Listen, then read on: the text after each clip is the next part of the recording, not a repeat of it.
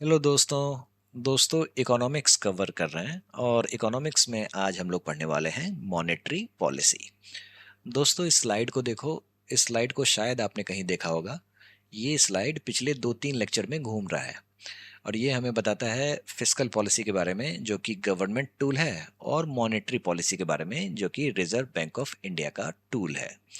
देखो, जब मार्केट में किसी भी तरीके का इम्बैलेंस होगा, इम्बैलेंस का मतलब क्या हुआ, डिमांड और सप्लाई के बीच में तालमेल नहीं होगा, तो इससे दो ही स्थिति हो सकती है। या तो महंगाई आएगी यानी कि मुद्रास्फीति आएगी जिसे हम लोग इन्फ्लेशन कहते हैं, या फिर रिसेशन आएगा यानी कि जिसे हम लोग मंदी कहते हैं। ठीक है। इन्फ्लेशन में क्या होता है, तो इन्फ्लेशन में क्या होगा, जो लोगों के पास पैसे अच्छे खासे होंगे, है ना, और इसके हिसाब से मार्केट में चीजें नहीं होंगी, है ना, तो यानी कि डिमांड ज्यादा हो गया है और सप्लाई में लगाम लग चुकी है ना। तो इस कंडीशन में डिमांड और सप्लाई का जो खेल है वो गड़बड़ हो जाएगा। रिसेशन में क्या होता है, रिसेशन में यानी कि मंदी होती है, लोगों के पास पैसे कम पड़ जाते हैं और सप्लाई साइड जो है वो जो सामान दे रहा है उसको खरीदार ही नहीं मिल रहा है, तो यहाँ भी चीज़ें गड़बड़ हो जाती हैं।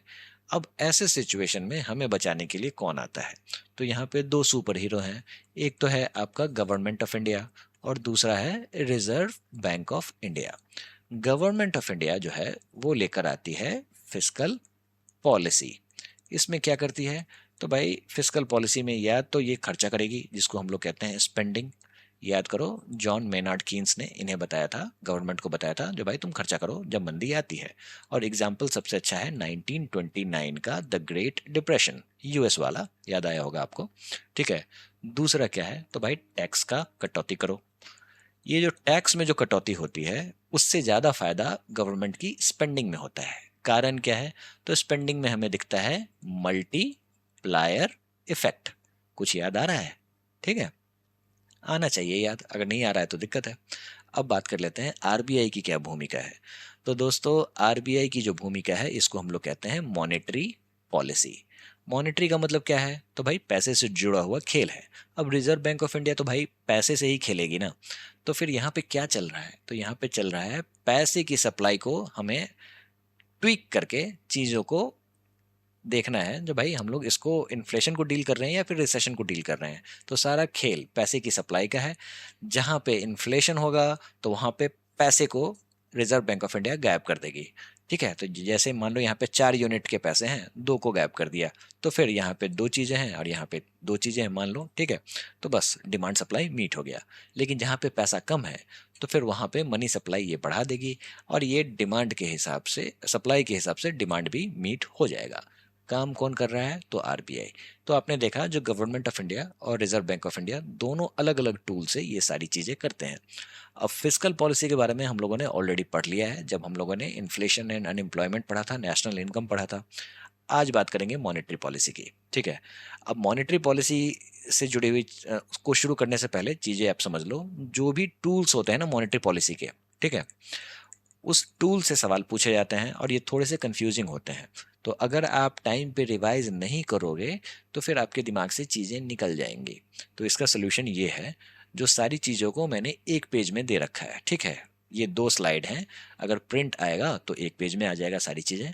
बस इतना अगर आप करके चले जाओगे तो आपका रिवीजन हो जाएगा। ठीक है, तो फिर सवाल भी आपसे नहीं छूटेंगे। लेकिन उससे पहले आपको चीज़ों को समझना होगा। कैसे समझोगे, तो मैं समझाऊंगा और कौन समझाएगा आपको, है ना। शुरुआत करते हैं, समझते हैं बैंकिंग की बेसिक्स की। तो दोस्तों इसका जो नेक्स्ट लेक्चर होगा ना वो होगा मनी एंड बैंकिंग। तो वहाँ पे हम लोग चीज़ों को और भी विस्तार से पढ़ेंगे। लेकिन यहाँ पे बैंकिंग को हम लोग पढ़ रहे हैं रिजर्व बैंक ऑफ इंडिया के संबंध में। क्यों? क्योंकि हमें पढ़ना है मॉनेटरी पॉलिसी। ठीक है, तो यानी कि हम लोग लिमिटेड पढ़ रहे हैं, अनलिमिटेड हम लोग यहाँ पढ़ेंगे। ठीक है, तो चलिए समझते हैं बैंक काम कैसे करता है। सबसे पहली बात, बैंक होता है आपका एक फाइनेंशियल इंटरमीडिएरी। इंटरमीडिएरी का मतलब क्या हुआ, तो इंटरमीडिएरी का मतलब जो आदमी बीच वाला होता है ना उसको इंटरमीडिएरी कहते हैं। ठीक है, यानी कि वो इधर से भी मुनाफा लेगा और इधर से भी मुनाफा बनाएगा। ठीक है, इसको हम लोग कहते हैं इंटरमीडिएरी। करता क्या है बैंक, तो भाई बैंक जैसा कि हम लोग देख रहे हैं यहाँ पे बीच में है, और बैंक जो है वो ढूंढेगा ऐसे बंदों को जिनके पास अच्छा खासा पैसा है। ठीक है, और उनसे ये डिपॉजिट लेगा। समझ में आया?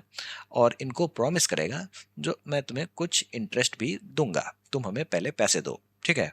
और जब इसके पास पैसे आ जाएंगे तो इसी पैसे को वो आगे वैसे बंदे को दे देगा जो जिसको पैसे की जरूरत है, और इससे वो इंटरेस्ट लेगा। समझ में आया? ठीक है। तो इस तरीके से बैंक फंक्शन करता है। अब यहाँ पे इसको इंटरेस्ट देना है, और यहाँ पे बैंक मतलब किसको देना है, यहाँ पे डिपॉजिट हो रहा है ना, तो यानी कि बैंक दे रहा है इसको, डिपॉजिटर को दे रहा है, और यहाँ बैंक ले रहा है किससे, तो जिसने लोन लिया है उससे वो इंटरेस्ट ले रहा है। दोनों के इंटरेस्ट में डिफरेंस है, और यही जो डिफरेंस है वो बैंक का हो जाता है प्रॉफिट, और जिसको हम लोग कहते हैं स्प्रेड, जिसको आपको रखना होगा याद। क्यों? क्योंकि एनसीईआरटी में मेंशन्ड है, ठीक है? तो एनसीईआरटी में जो भी चीजें कीवर्ड के रूप में मेंशन्ड है तो उसको तो आपको याद रखना ही रखना है, ठीक है? तो अब आपने स्प्रेड के कॉन्सेप्ट को अगर समझ लिया है तो चलिए समझते हैं एक और चीज। क्योंकि बैंक सिर्फ स्प्रेड से ही पैसे नहीं बनाता, कुछ और भी चीजें हैं बैंक के पास। अब तो ये बहुत ही ज्यादा हावी हो गई हैं, इसको हम लोग कहते हैं फीस। कैसा फी? तो overdraft charges, account maintenance, ATM fee, late payment penalties, ATM card fee, अरे बहुत सारी चीजें हैं जो बैंक के पास हैं, ठीक है? अब इससे भी अच्छा खासा पैसा ये बनाती है, ठीक है? अब जैसे ओवरड्राफ्ट चार्जेस की बात करें, क्या होता है? तो मान लो आपके बैंक में आपका करंट अकाउंट खुला हुआ है, ठीक है? करंट अकाउंट क्या होता है आगे बात करेंगे हम लोग, ठीक है? अब मान लो एक तरीके का अकाउंट खुला हुआ है, अब इस अकाउंट में आपके 100 रुपये पड़े हुए हैं, ठीक है? लेकिन जरूरत पड़ गई आपको 105 रुपये की। तो ये जो 5 रुपये है ना, वो आपके बैंक अकाउंट में एक फैसिलिटी है जिसका नाम है ओवरड्राफ्ट। आप चाहो तो 105 रुपये निकाल सकते हो, लेकिन ये 5 रुपये आपको बाद में देने होंगे, नहीं दोगे तो पेनल्टी पड़ जाएगी आपको। समझ में आया? इसके अलावा गवर्नमेंट के बॉन्ड्स में भी बैंक पैसा डालकर रखती है। कैसे और क्यों?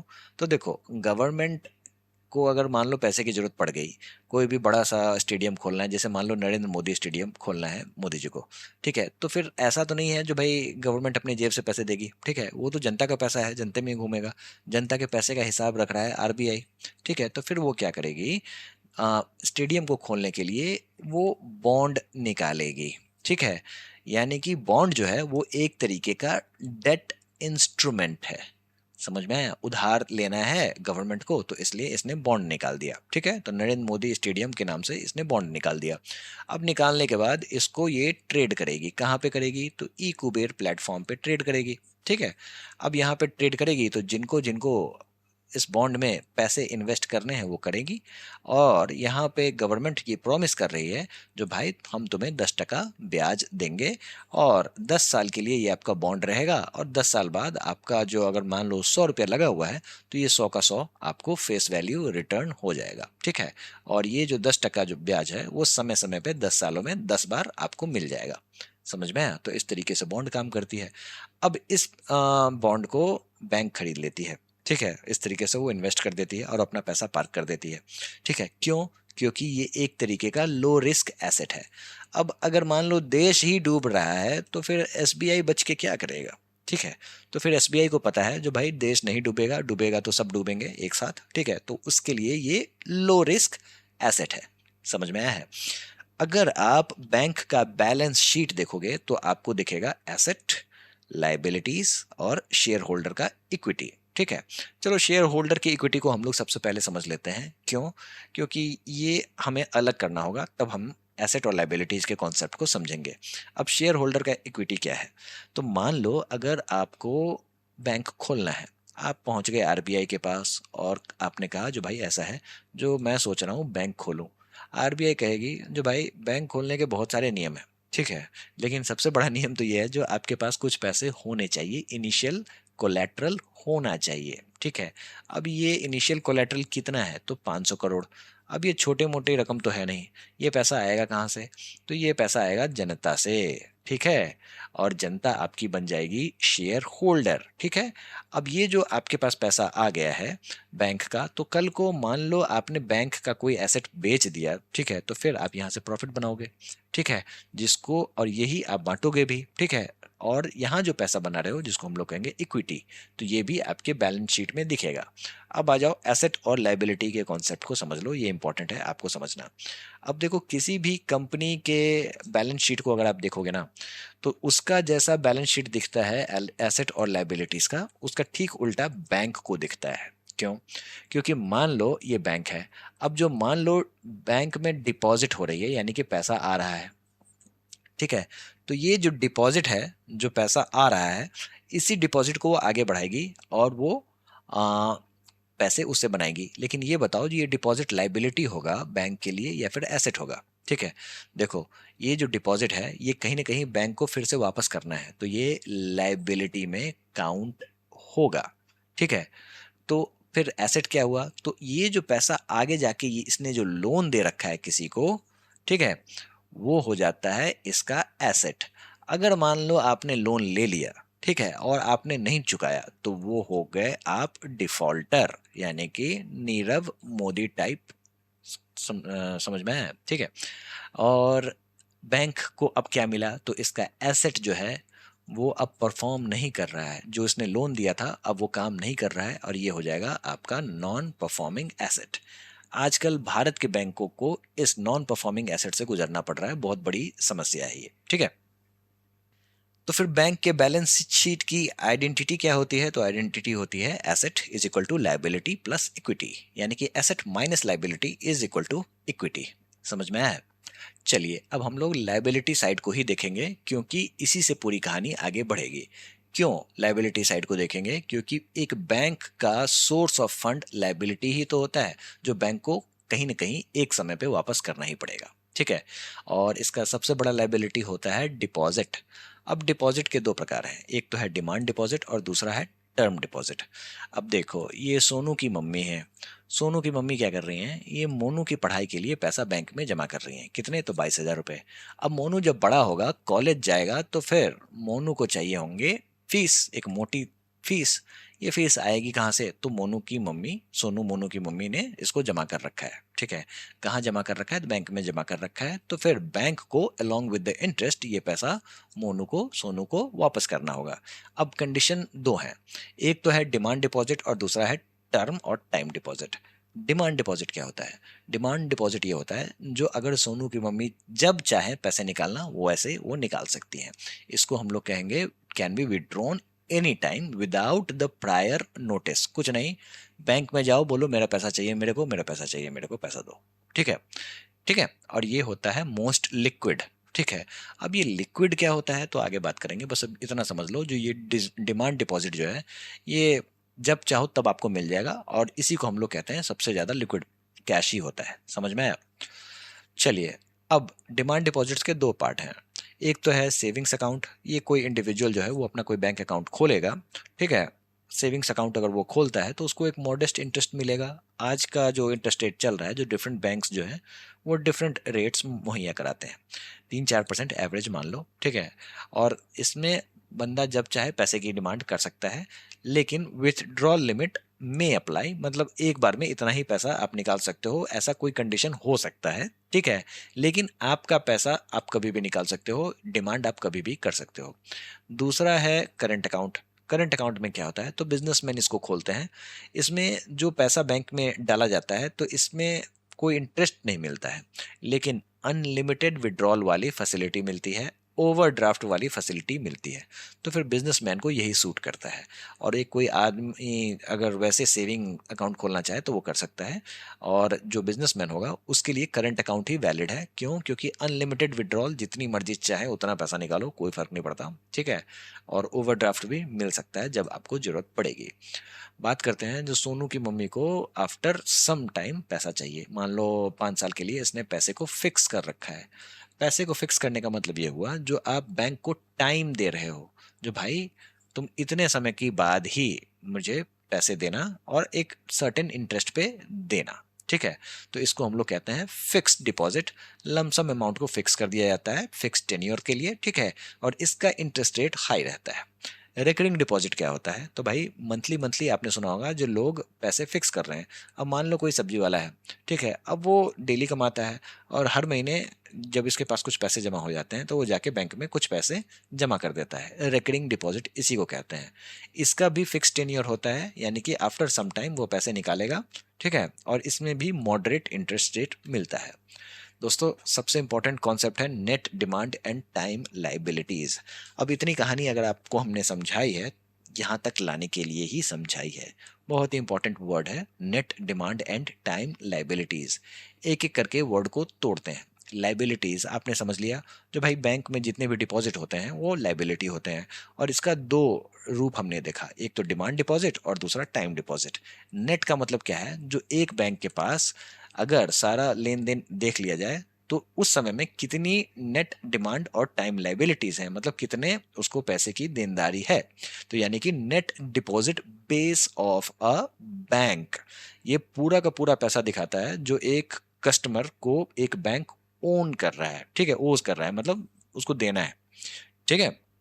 इसके अलावा कभी कभी क्या होता है, जो मान लो आपने 100 रुपए बैंक को जमा किए, अब बैंक इस पैसे का कुछ पैसा किसी और बैंक में जाके उसने जमा कर दिया है किसी भी कारण से, शायद इस बैंक को जरूरत होगी इसी से ले लिया, एक सर्टेन इंटरेस्ट पे या कुछ भी हो, ठीक है, उसने जमा कर दिया। तो इसको भी आपको एडजस्ट करना पड़ेगा ताकि डबल काउंटिंग ना हो जाए। ऐसा ना हो जो भाई एसबीआई ने आईसीआईसीआई को कुछ पैसे दे रखे हैं, आईसीआईसीआई भी अपने लॉग बुक में इसको गिन रहा है, एसबीआई भी अपने में गिन रहा है, ऐसा नहीं है। ये तो आईसीआईसीआई इसको देगा और वो पैसे जो है वो जनता के पैसे हैं, तो यहाँ पे ही काउंट होगा, इसको एडजस्ट करना होगा, इसको माइनस करना होगा। समझ में आया? तो total deposit demand plus time liabilities minus deposits with the other bank. अब दोस्तों लिक्विडिटी के कॉन्सेप्ट को समझो, उसके बाद हम लोग फिर से net demand and time liability पे ही आएंगे। देखो लिक्विडिटी के अलग अलग मायने हैं, फाइनेंस में अलग मायने हैं, इकोनॉमिक्स में वैसे इसका ब्रॉड टर्म है, बैंकिंग की बात यहाँ पे कर लेते हैं, ठीक है। डेफिनेशन इसका ये है, जो liquidity is how quickly assets can be turn into cash without loss of value. समझ में आया? सिंपल सी बात है, अगर मान लो आपने एक बिल्डिंग खरीदी, कितने में खरीदी? 50 लाख में। समझ में आया? 50 लाख में आपने एक बिल्डिंग खरीदी, ठीक है, और आपने सोचा जो भाई 5 साल बाद इसी का हमें अच्छा रेट मिल जाएगा, शायद 60-70 लाख में ये चीजें बिक जाएंगी। लेकिन आज आपने इसको खरीदा है, कल ही आपको पैसे की जरूरत होगी अचानक से। अब आप इसको मार्केट में बेचने जाओगे, कितना मुश्किल होगा इसको बेचना, बहुत ही ज्यादा मुश्किल होगा, आपको इमीडिएट ग्राहक नहीं मिलेगा। और अगर मिलेगा तो फिर वो इस बिल्डिंग को शायद चाहेगा जो 40 लाख में ही वो खरीद ले, सस्ते में डील हो जाए। तो लिक्विडिटी का मतलब यह हुआ, जो यहाँ पे आपको लॉस ऑफ वैल्यू नहीं होना चाहिए, यानी कि 50 लाख हैं तो 50 लाख ही मिलने चाहिए। समझ में आया? पहली बात। और बहुत ही जल्दी मिलनी चाहिए, क्विकली मिलना चाहिए। समझ में आया? और किस में मिलना चाहिए? तो कैश में मिलना चाहिए। ऐसा नहीं है जो एक बिल्डिंग के बदले दूसरी बिल्डिंग आपको दिए जा रहे हैं। तो आपने समझ लिया, जो लिक्विडिटी में सबसे बड़ा होता है रुपया, यानी कि कैश। यानी कि जो भी आदमी अगर आपको कहे जब जरूरत पड़े पैसे मांग लेना, कैश दे देना, तो समझ लो ये बहुत ही ज्यादा लिक्विड चीज आपको दे रहा है, ठीक है। इससे ज्यादा लिक्विड चीज कुछ होता नहीं, cash is always more liquid. समझ में आया? तो किसी भी बैंक के पास जितना कैश होल्डिंग है, समझ लो वो सबसे ज्यादा लिक्विड चीज है। अब ये जो लिक्विडिटी है इसके दो मायने हैं। कस्टमर को क्या चाहिए भाई? Instant access to the money. ATM जाएगा, बोलेगा मेरे पैसे दे, देना होगा। ऐप में जाएगा, ट्रांसफर कर देगा किसी को, ठीक है। यूपीआई से पैसे किसी को भेज देगा, निकाल लेगा, जैसे जो करेगा, ठीक है। तो ये है लिक्विड मनी, तभी वो ऐसा कर सकता है, ठीक है। अब ये जो आपका नेट डिमांड और टाइम लाइबिलिटीज हैं, तो जितनी भी टाइम लाइबिलिटीज हैं वो कम लिक्विड होती हैं as compare to demand liabilities. यही कारण है जो डिमांड लाइबिलिटी में आपको कम इंटरेस्ट मिलेगा। क्यों? क्योंकि आप कभी भी पैसे का डिमांड कर दोगे। लेकिन टाइम लाइबिलिटी में आप पैसे को समय दे रहे हो, बैंक को समय दे रहे हो, तो यहाँ पे इंटरेस्ट भी आपको ज्यादा मिलेगा। तो समझ में आया? तो यहाँ पे लिक्विडिटी का ही चक्कर है बाबू भैया, लिक्विडिटी का ही चक्कर है। समझ में आया? अब बैंक कैसे देखती है लिक्विडिटी को? तो इसको ये देखती है जो बैंक के पास इनफ कैश होना चाहिए या फिर लिक्विड एसेट्स होने चाहिए। लिक्विड एसेट में क्या आता है? सबसे पहले आता है कैश। कैश से अच्छा कोई लिक्विड हो ही नहीं सकता। समझ में आया? इसके अलावा गोल्ड। गोल्ड को क्यों लिक्विड माना गया है? क्योंकि आप गोल्ड लेके मार्केट में उतर जाओगे तो आप यूं निकाल दोगे। तो एक ऐसा मेटल है जो कि जिसकी वैल्यू है आज के डेट में, ठीक है। तो गोल्ड हो गया, तो वो भी लिक्विड एसेट है। या फिर गवर्नमेंट बॉन्ड्स। गवर्नमेंट बॉन्ड लेके आप मार्केट में उतर जाओ, ये हॉट केक की तरह बिक जाएगा। क्यों? क्योंकि इसके साथ है ट्रस्ट। किसका? तो गवर्नमेंट का ट्रस्ट। समझ में आया? तो इसको भी लिक्विड माना जाता है। अब अगर SBI, state bank of India, अगर इंडियन गवर्नमेंट को ही नहीं ट्रस्ट करेगा तो क्या करेगा? समझ में आया? तो उसको हाईएस्ट हाई लिक्विड वाले कॉन्सेप्ट में ही इसको रखना पड़ता है, गवर्नमेंट बॉन्ड्स को। ठीक है? तो किसी भी बैंक को जो भी करना है करो, किसी को लोन देना है दे दो, नहीं देना है वो तुम समझो। ठीक है? क्योंकि आपको पता है जो नॉन परफॉर्मिंग एसेट का बड़ा झोल बैंक के साथ चलता है। तो फिर बैंक अगर दिवालिया हो जाए तो इसको हम लोग कहते हैं बैंक रन। Bank run. ठीक है? बैंक रन हो जा रहा है मतलब भाग गया। ठीक है? तो इस बैंक रन से आरबीआई कैसे अपने जनता को बचाएगी और बैंक को भी बचाएगी बैंक रन होने से? तो इसके लिए कुछ सर्टेन रिक्वायरमेंट है। अब बैंक चाह रही है, आरबीआई चाह रहा है, जो इसके कुछ पैसे कैश, गोल्ड और गवर्नमेंट बॉन्ड्स में पड़े रहने चाहिए। इससे क्या होगा? तो भाई डिपॉजिटर का ट्रस्ट बनेगा, बैंक रन वाला केस खत्म होगा। समझ में आया? और फाइनेंशियल सिस्टम स्टेबल होगा। समझ में आया? अब हम लोग बात करते हैं जो भाई एनडीटीएल मैटर क्यों करता है। क्योंकि ये किसी भी बैंक के लिए एक रिजर्व, एक बेस का काम करता है। ठीक है? तो भाई एनडीटीएल का रिक्वायरमेंट कब है? देखो, एनडीटीएल का रिक्वायरमेंट इसलिए है यहाँ पे क्योंकि नेट डिमांड और टाइम लाइबिलिटी के बेसिस पे ही आपको रिजर्व बैंक ऑफ इंडिया कुछ नियम बनाएगा ताकि कितना पैसा उसको हमेशा लिक्विड के फॉर्म में रखना होगा, ताकि बैंक रन वाली स्थिति ना आ जाए। तो फिर अगर बैंक 1 रुपया भी उधार दे रहा है अपने कस्टमर को, ठीक है, तो इसके लिए उसको 2 कंडीशन मीट करनी पड़ेंगी, तभी जाके वो 1 रुपया उधार दे सकता है। एक तो नाम है कैश रिजर्व रेशियो और दूसरा है स्टैट्यूटरी लिक्विडिटी रेशियो। अब दोनों रिजर्व हैं एक तरीके के। ठीक है? और इन दोनों का मॉनेटरी पॉलिसी में भी यूज होगा। मॉनेटरी पॉलिसी यानी कि इन्फ्लेशन को टारगेट करने में भी इसका यूज होगा, जिसके बारे में हम लोग आगे पढ़ेंगे। अब देख लेते हैं ये कैश रिजर्व रेशियो क्या होता है और स्टैट्यूटरी लिक्विडिटी रेशियो क्या होता है। शुरुआत करते हैं कैश रिजर्व रेशियो, यानी कि कैश को रिजर्व करना है, और ये एक तरीके का रेशियो है। यानी कि नीचे आपका होगा नेट डिमांड और टाइम लाइबिलिटी, और इसके ऊपर में आप कितना कैश को रिजर्व कर रहे हो। यही हो गया आपका CRR। फॉर्मूला इज कितना पैसा आप रिजर्व कर रहे हो, ठीक है, divided by net demand and time liabilities into 100। ठीक है? तो ये आपका सर्टेन परसेंटेज दे देगा कैश रिजर्व रेशियो का। कहने का मतलब ये हुआ जो percentage of NDTL bank must keep as cash with RBI. अपने पास नहीं रखना है, जाओ तुम बैंक को जमा करो। आरबीआई को भरोसा नहीं है तुम पे। ठीक है? आरबीआई कहेगा तुम पैसे मेरे पास रखो, अगर कोई दिक्कत होती है, ठीक है, तो फिर मैं तुम्हें उस पैसे को दूंगा, लेकिन अभी तुम ये पैसे मेरे पास जमा करो। ठीक है? तभी ये धंधा मैं आपको करने दूंगा, लोन वाला। समझ में आया? जो आप किसी को दे सकते हो। तो ये पैसा कौन मेंटेन करता है? तो रिजर्व बैंक ऑफ इंडिया करता है। ठीक है? अब आ जाओ स्टैट्यूटरी लिक्विडिटी रेशियो। स्टैट्यूटरी का मतलब क्या हुआ? तो यानी कि इसको किसी कानून के तहत बैक किया गया है। कौन सा कानून है? तो भाई रिजर्व बैंक ऑफ इंडिया 1934 कानून है। ठीक है? अब लिक्विडिटी रेशियो यानी कि आपके पास जितना भी एनडीटीएल है, यानी कि नेट डिमांड और टाइम लाइबिलिटी है, उसका सर्टेन परसेंटेज, ठीक है, आपको लिक्विड एसेट्स में रखना पड़ेगा, जिसकी लिक्विडिटी जो है वो सबसे ज्यादा है। अब आप मुझे ये बताओ, जो बैंक ने किसी को 100 रुपए उधार दिए, अब जब उधार दिए तो वो कितना लिक्विड है? तो बहुत ही कम लिक्विड है। क्यों? क्योंकि सामने वाला आदमी अगर पैसे खा गया, नहीं लौटाया, डिफॉल्टर निकल गया, ठीक है, और ये पैसा इसका अगर एनपीए हो गया, नॉन परफॉर्मिंग एसेट हो गया, तो फिर ये जो 100 रुपए जिसने बैंक ने किसी से तो उधार लिए होंगे ना, जो डिपॉजिटर होगा, तो उसको कहाँ से ला के देगा? तो इस कंडीशन को अवॉइड करने के लिए स्टैट्यूटरी लिक्विडिटी रेशियो बनाया गया है। इसका मतलब यह है जो certain percentage of NDTL bank must maintain in the liquid assets. क्या क्या है? तो कैश, गोल्ड और गवर्नमेंट सिक्योरिटीज। ठीक है? तो जैसे क्यों है ये कैश, गोल्ड और government securities liquid assets, already हम लोगों ने समझ लिया है। अब इस कंडीशन में क्या होता है वो समझो। जैसे मान लो CRR आज के डेट में है 4%, यानी कि 100 रुपया है, इसमें से 4 रुपया निकाल दो और ये 4 रुपया रिजर्व बैंक ऑफ इंडिया के पास एज अ सिक्योरिटी पहुंच गए, एज अ रिजर्व पहुंच गए।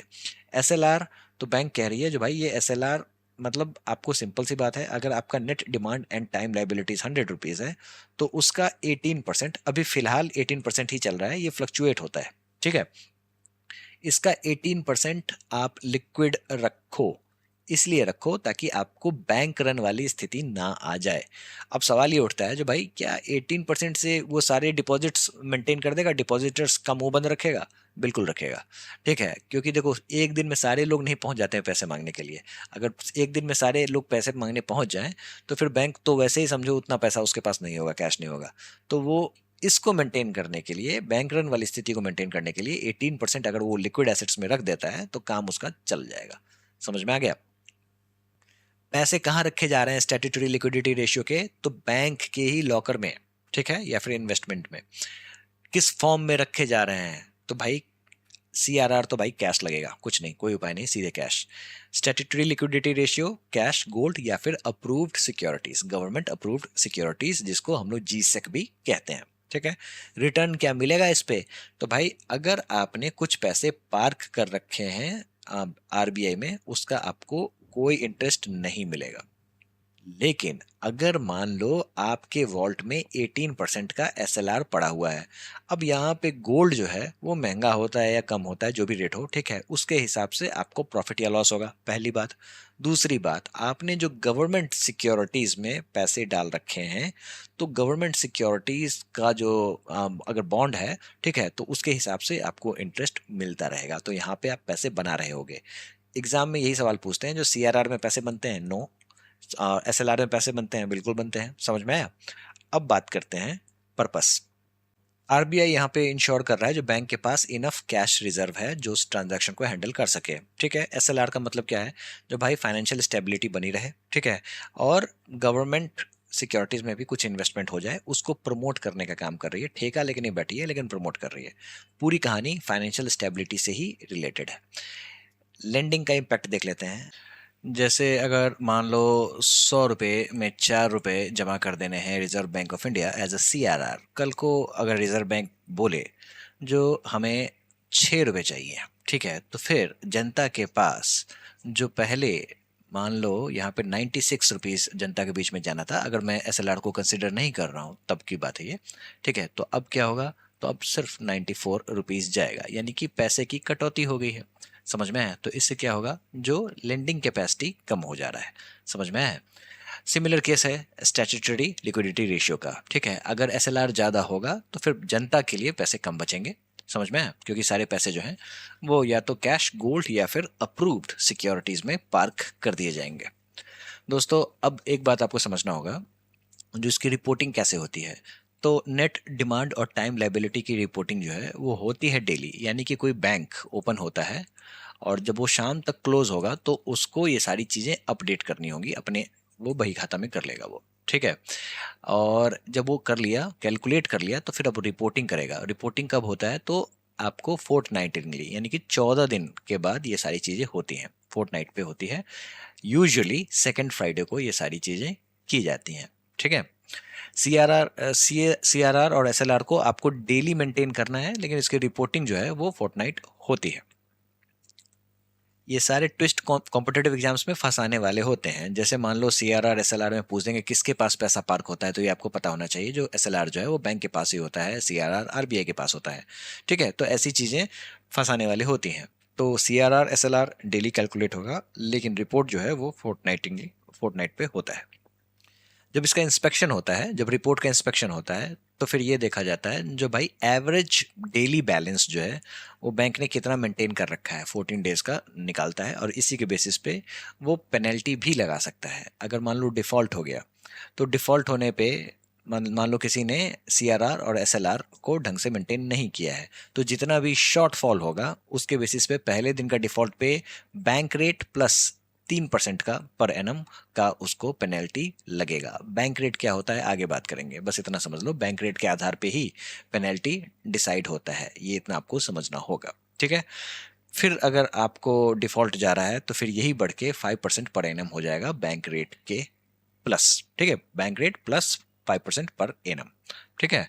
उसके बाद फिर भी बैंक नहीं सुधर रहा है तो फिर उस पर लीगल एक्शन होगा, पीनल एक्शन होगा, बैंक अगर चाहे तो उसकी लाइसेंसिंग भी रद्द कर सकता है आरबीआई, ठीक है, या फिर वो डिपॉजिट नहीं ले सकता, ऐसे सारे नियम भी वो बना सकता है। दोस्तों अब आते हैं मुद्दे पे यानी कि इन्फ्लेशन टारगेटिंग इन इंडिया पे। इससे बहुत ही ज़्यादा सवाल पूछा जाता है। तो दोस्तों फिस्कल वाला कॉन्सेप्ट तो हम लोगों ने गवर्नमेंट ऑफ इंडिया वाला सीन देख लिया था, फिस्कल पॉलिसी वाला सीन देख लिया था। अब देखो जो मॉनेटरी पॉलिसी कैसे आता है कहानी में, इन्फ्लेशन टारगेटिंग कैसे होता है, आरबीआई का क्या क्या रोल होता है। इन्फ्लेशन टारगेटिंग एक बैंक कैसे करता है, आरबीआई कैसे करता है, क्योंकि ये बैंकों का बैंक है ना आरबीआई, तो ये कैसे करता है इसकी एक हिस्ट्री रही है।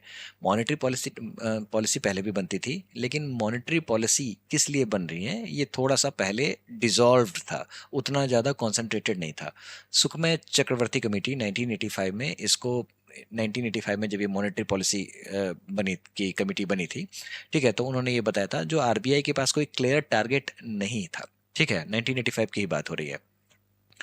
उस समय में क्या होता था, जो अगर मान लो गवर्नमेंट ऑफ इंडिया को घाटा हो गया, किसी भी तरीके का कोई घाटा, बैलेंस शीट में बजट में देखा उसने घाटा हो गया, तो वो क्या करेगा ना, वो आरबीआई को बोलेगा जो तुम पैसे छापो और उसके बदले में तुम्हें मैं एडहॉक ट्रेजरी बिल देता हूँ। ये एक तरीके का शॉर्ट टर्म आपको बॉन्ड ही हो गया। ट्रेजरी बिल जो है ये एक तरीके का शॉर्ट टर्म ट्रेजरी बिल है, ये बॉन्ड है।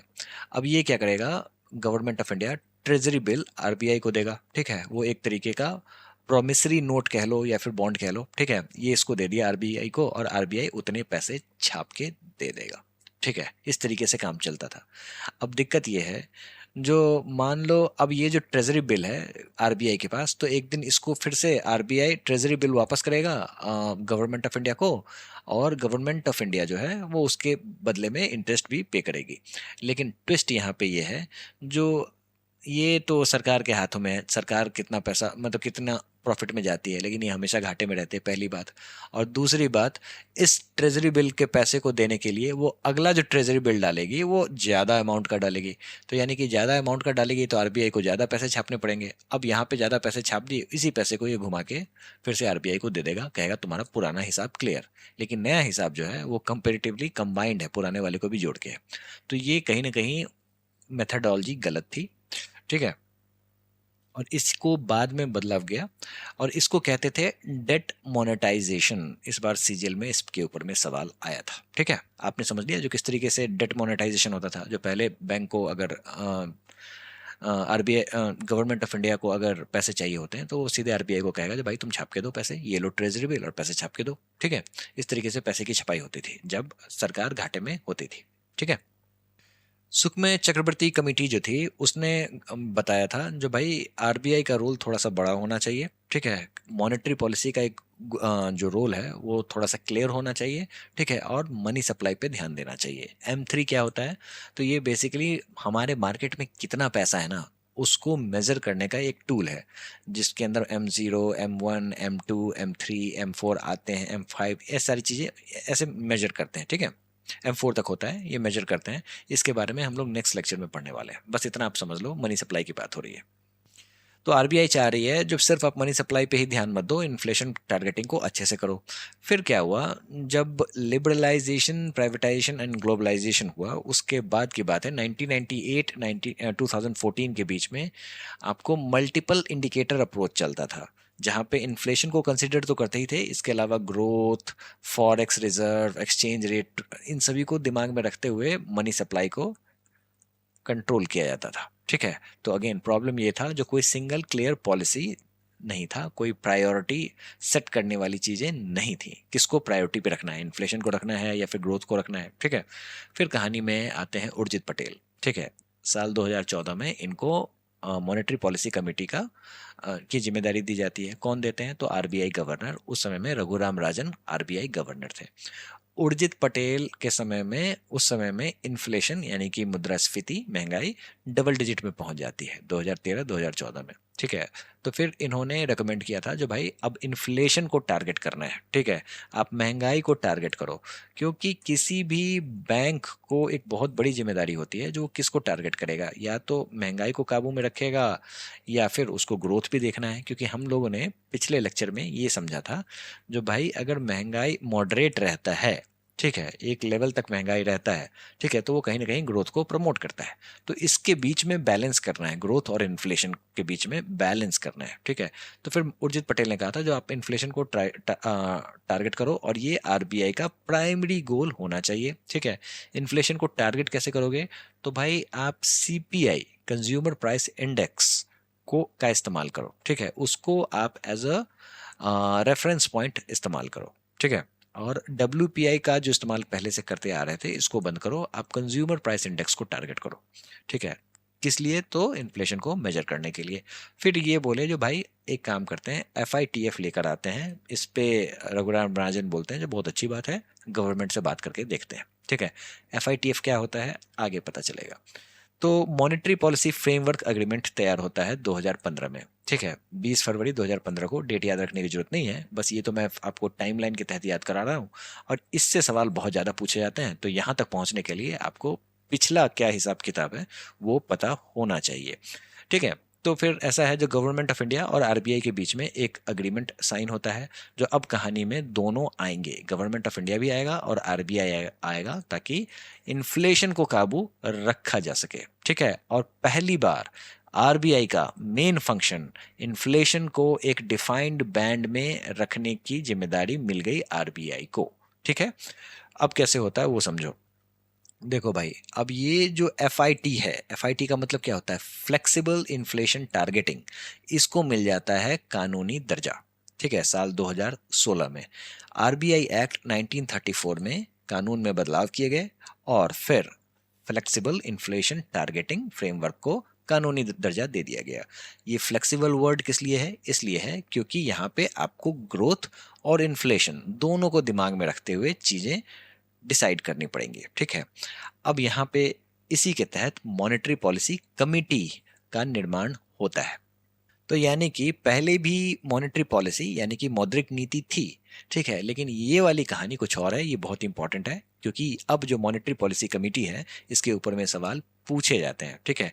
अब कहानी में एक चीज है, जो पहले मॉनेटरी पॉलिसी कमेटी की पूरी जिम्मेदारी गवर्नर के पास होती थी, जैसा कि हमने देखा यहाँ पे सुखमय चक्रवर्ती आया, फिर मल्टीपल इंडिकेटर अप्रोच आया।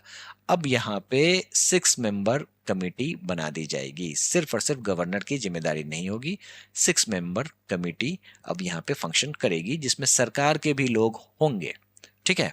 अब मॉनेटरी पॉलिसी होता क्या है वो समझो। तो ये एक तरीके का ऑपरेशनल फ्रेमवर्क है, ठीक है। किस लिए? तो पूरी इकोनॉमी को मैनेज करने के लिए। किसके द्वारा? सेंट्रल बैंक ऑफ इंडिया के द्वारा। इसके 3 लेवर्स माने जाते हैं जिससे वो चीजों को कंट्रोल करता है। पहली बात, इंटरेस्ट रेट, यानी कि एक आदमी अगर 100 रुपये उधार लेता है तो फिर उसको कितना ब्याज चुकाना पड़ेगा, यानी कि 100 रुपये को उधार लेने के लिए उसको कितना इंटरेस्ट पे करना पड़ेगा, यही इसका कॉस्ट हो गया। तो यानी कि कॉस्ट ऑफ बोरोइंग मनी, ठीक है। और इसको ये लोग रेपो रेट से निर्धारित करते हैं, इसके बारे में हम लोग आगे पढ़ेंगे। मनी सप्लाई, यानी कि पूरे इकोनॉमी में कितना मनी घूम रहा होता है, इसको हम लोग कहते हैं मेजरमेंट ऑफ मनी। इसको हम लोग नेक्स्ट लेक्चर में पढ़ने वाले हैं। अवेलेबिलिटी ऑफ क्रेडिट, मतलब हाउ इजी और difficult it is for a common man to common man और बिजनेस और सेक्टर ऑफ इकोनॉमी, ये भी कह लो, टू गेट अ लोन। कहने का मतलब एग्रीकल्चर सेक्टर को कितना मुश्किल है हमारे यहाँ लोन मिलना, ठीक है, या फिर मैन्युफैक्चरिंग सेक्टर को कितना मुश्किल है लोन मिलना। ये अवेलेबिलिटी ऑफ क्रेडिट जो है ये भी आरबीआई मैनेज करता है, ठीक है, वो इसको भी रेगुलेट करता है।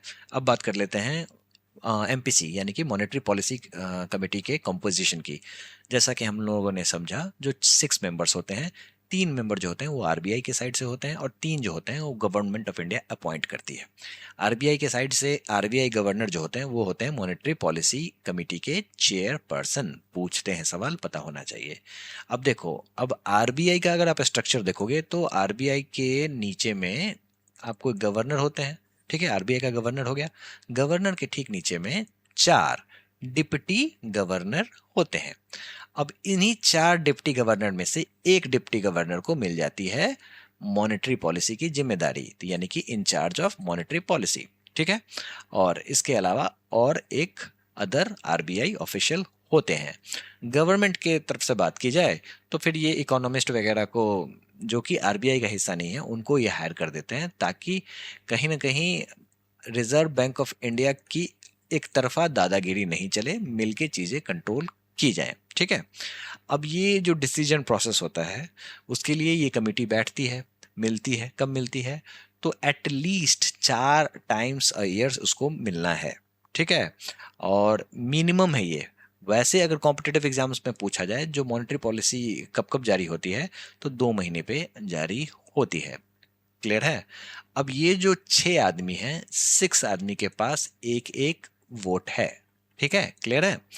तो अगर मेजोरिटी कैसे डिसाइड होगा, तो मगर अगर ऐसा कंडीशन हो गया जो ये तीन तीन अपने आप में अड़ गए, गवर्नमेंट कहेगी जो ये चीज़ें हम ना मानेंगे, आरबीआई कहेगी ये चीज़ें हम ना मानेंगे, तो फिर यहाँ पे आरबीआई गवर्नर के पास कास्टिंग वोट होता है। ठीक है। तो यानी कि चीज़ें आरबीआई की तरफ फेवर में हो जाएंगी। अदरवाइज अगर सभी लोग अपने हिसाब से अगर 4-2 का रेशियो है या फिर 3-2 का रेशियो है, तो अपना जो 3-3 का रेशियो है, तो उसमें तो आपने समझ लिया। अगर 4-2 का रेशियो होगा तो भी सिनेरियो नॉर्मल ही माना जाएगा। 3-3 वाले में सवाल पूछ देते हैं, तो फिर कास्टिंग वोट जो है वो आरबीआई गवर्नर के पास होता है। दोस्तों अब समझते हैं जो मॉनेटरी पॉलिसी कमेटी जो है वो इन्फ्लेशन को टारगेट कैसे करती है। 2 मेथड है। अब बस इतना समझ लो, जो ये आरबीआई का हाथ है जो कि नल चला रहा है। नल क्या है? तो नल ये है जो भाई कितना पैसा सिस्टम में जाए, ये है आपका मनी सप्लाई। ये जो लिक्विड बह रहा है ये समझ लो मनी सप्लाई है। ठीक है। और ये कहाँ जा रहा है? तो ये इकोनॉमी में जा रहा है। क्लियर है? अगर ये नल को टाइट कर देंगे तो फिर धीरे धीरे पैसा जाएगा, तो इसको हम लोग कहेंगे टाइटनिंग मॉनेटरी पॉलिसी। इसको हॉकिश हॉकिश मॉनेटरी पॉलिसी भी कहते हैं।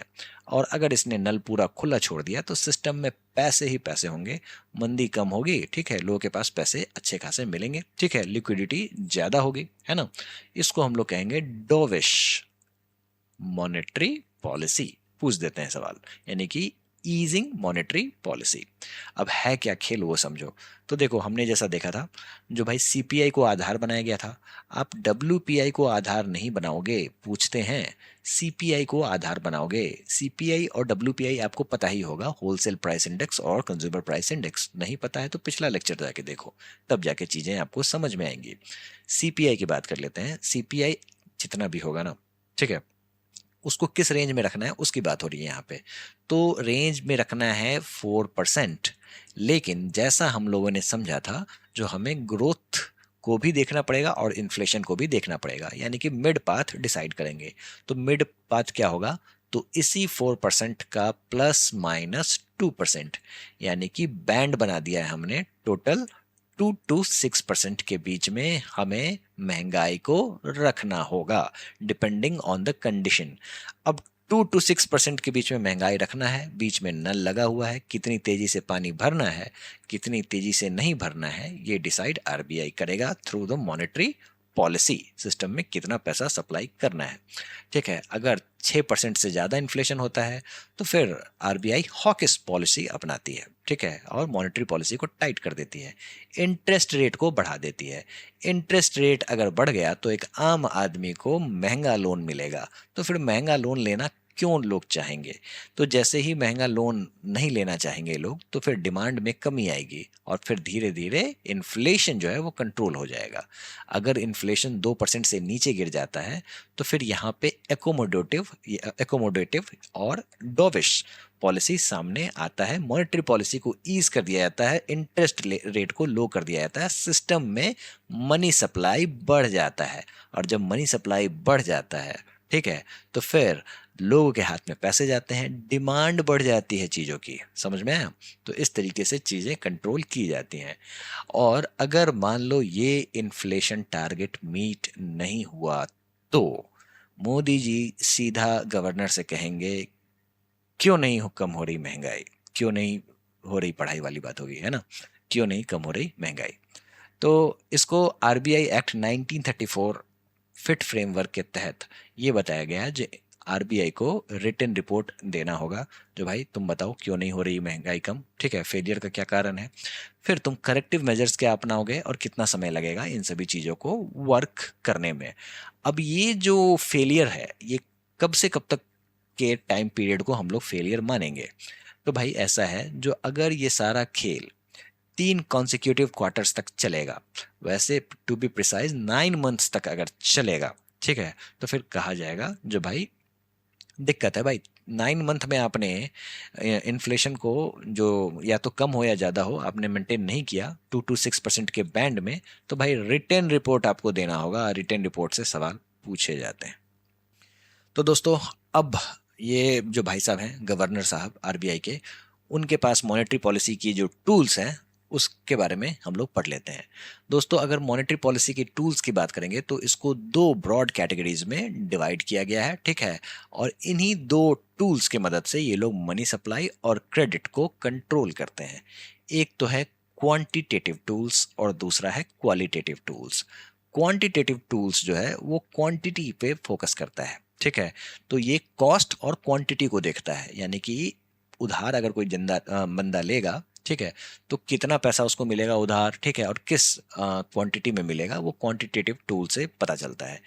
क्वालिटेटिव टूल क्या है, तो भाई यहाँ पे जो भी उधार मिल रहा है किसको मिल रहा है, किस जरूरतमंद को मिल रहा है, नहीं मिल रहा है, ठीक है। तो यानी कि ये एक डायरेक्शन को शो करता है, यूज एंड डायरेक्शन पे टिका हुआ है। क्वांटिटेटिव टूल्स की बात कर लेते हैं, ठीक है। ये ओवरऑल लिक्विडिटी इकोनॉमी का उसको इफेक्ट करता है। इंपॉर्टेंट है, पूछ देते हैं सवाल, इसीलिए ये लाइन ऐड किया गया है, कहीं ना कहीं सवालों से निकल कर ही आया है।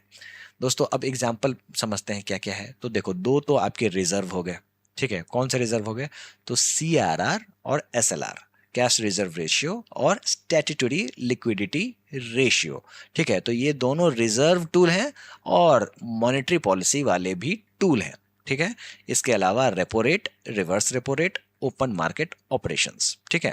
अब रिवर्स रेपो रेट के साथ SDF भी ऐड हुआ है, जिसके बारे में हम लोग आगे बात करेंगे। क्वालिटेटिव टूल्स की बात कर लेते हैं। यहाँ पे control of use and direction of credit को तवज्जो दी गई है। अब यहाँ पे सेलेक्टिव मेजर्स का इस्तेमाल किया जाता है, ठीक है। ये देखा जाता है जो कौन सा पैसा किस बंदे के पास जा रहा है, वो पैसा किसके लिए ज़्यादा यूजफुल है, किसके लिए कम यूजफुल है, किसके लिए हार्मफुल है, ठीक है। ये सारा खेल क्वालिटेटिव टूल्स के तहत खेला जाता है। यहाँ पे कॉन्सेप्ट है मार्जिन रिक्वायरमेंट का, मोरल सुएशन का, selective credit control, rationing of credit का और डायरेक्ट एक्शन का। एक एक करके सभी के बारे में पढ़ेंगे, लेकिन आपको क्वांटिटेटिव टूल्स को पहले समझना होगा। दोस्तों, जैसा कि हम लोगों ने समझा, जो CRR और SLR जो है वो 2 तरीके का काम करता है। एक तो ये एक रिजर्व टूल है जो कि बैंक को स्टेबल रखता है और बैंक रन वाली स्थिति को खत्म करता है। ये बात आपने समझ ली है, ठीक है। अब एक और बात समझ लो, जो CRR और SLR का डायरेक्ट मॉनेटरी पॉलिसी टूल्स भी कहते हैं। डायरेक्ट किस लिए, क्योंकि सीधे फैसला RBI सुनाती है और इसका असर जनता पे दिखता है। इसको हम लोगों ने ऑलरेडी समझ लिया है।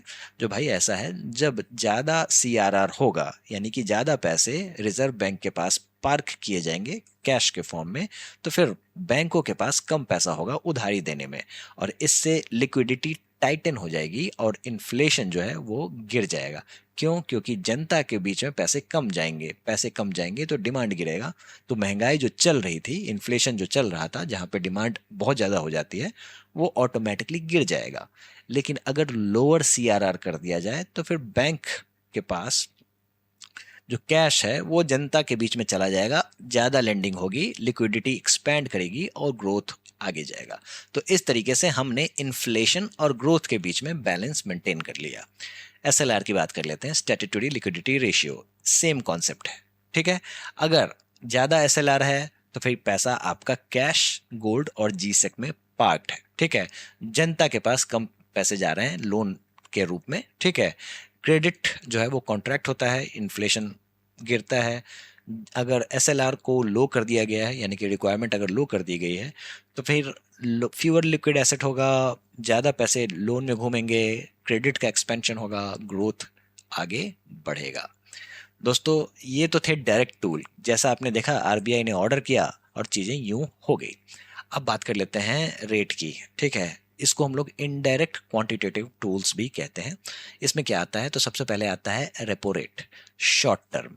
दोस्तों रेपो रेट को आपको ध्यान से समझना है, क्यों? क्योंकि आप अक्सर इसको न्यूज़ में देखते होंगे, जो सरकार ने रेपो रेट बढ़ा दिया, सरकार ने रेपो रेट घटा दिया, महंगाई बढ़ने वाली है, महंगाई कम होने वाली है, सरकार रेपो रेट क्यों नहीं गिरा रही है, सरकार रेपो रेट क्यों बढ़ा रही है, या फिर उसको स्थिर क्यों रख रही है। तो यानी कि सारी कहानी रेपो रेट पे ही टिकी हुई है, इसीलिए इसको मेन पॉलिसी टूल भी कहा जाता है। क्यों? क्योंकि रेपो रेट बढ़ेगा तो बाकी चीज़ें भी बढ़ेंगी, रेपो रेट घटेगा तो बाकी चीज़ें भी घटेंगी, सारी चीज़ें इसी से जोड़कर देखी जाती हैं। ठीक है। तो रेपो रेट होता क्या है? तो ये एक तरीके का शॉर्ट टर्म फैसिलिटी है। किस चीज़ का? तो एक तरीके का रेट है जिसमें कॉमर्शियल बैंक जो है वो शॉर्ट टर्म के लिए पैसे लेती है आरबीआई से।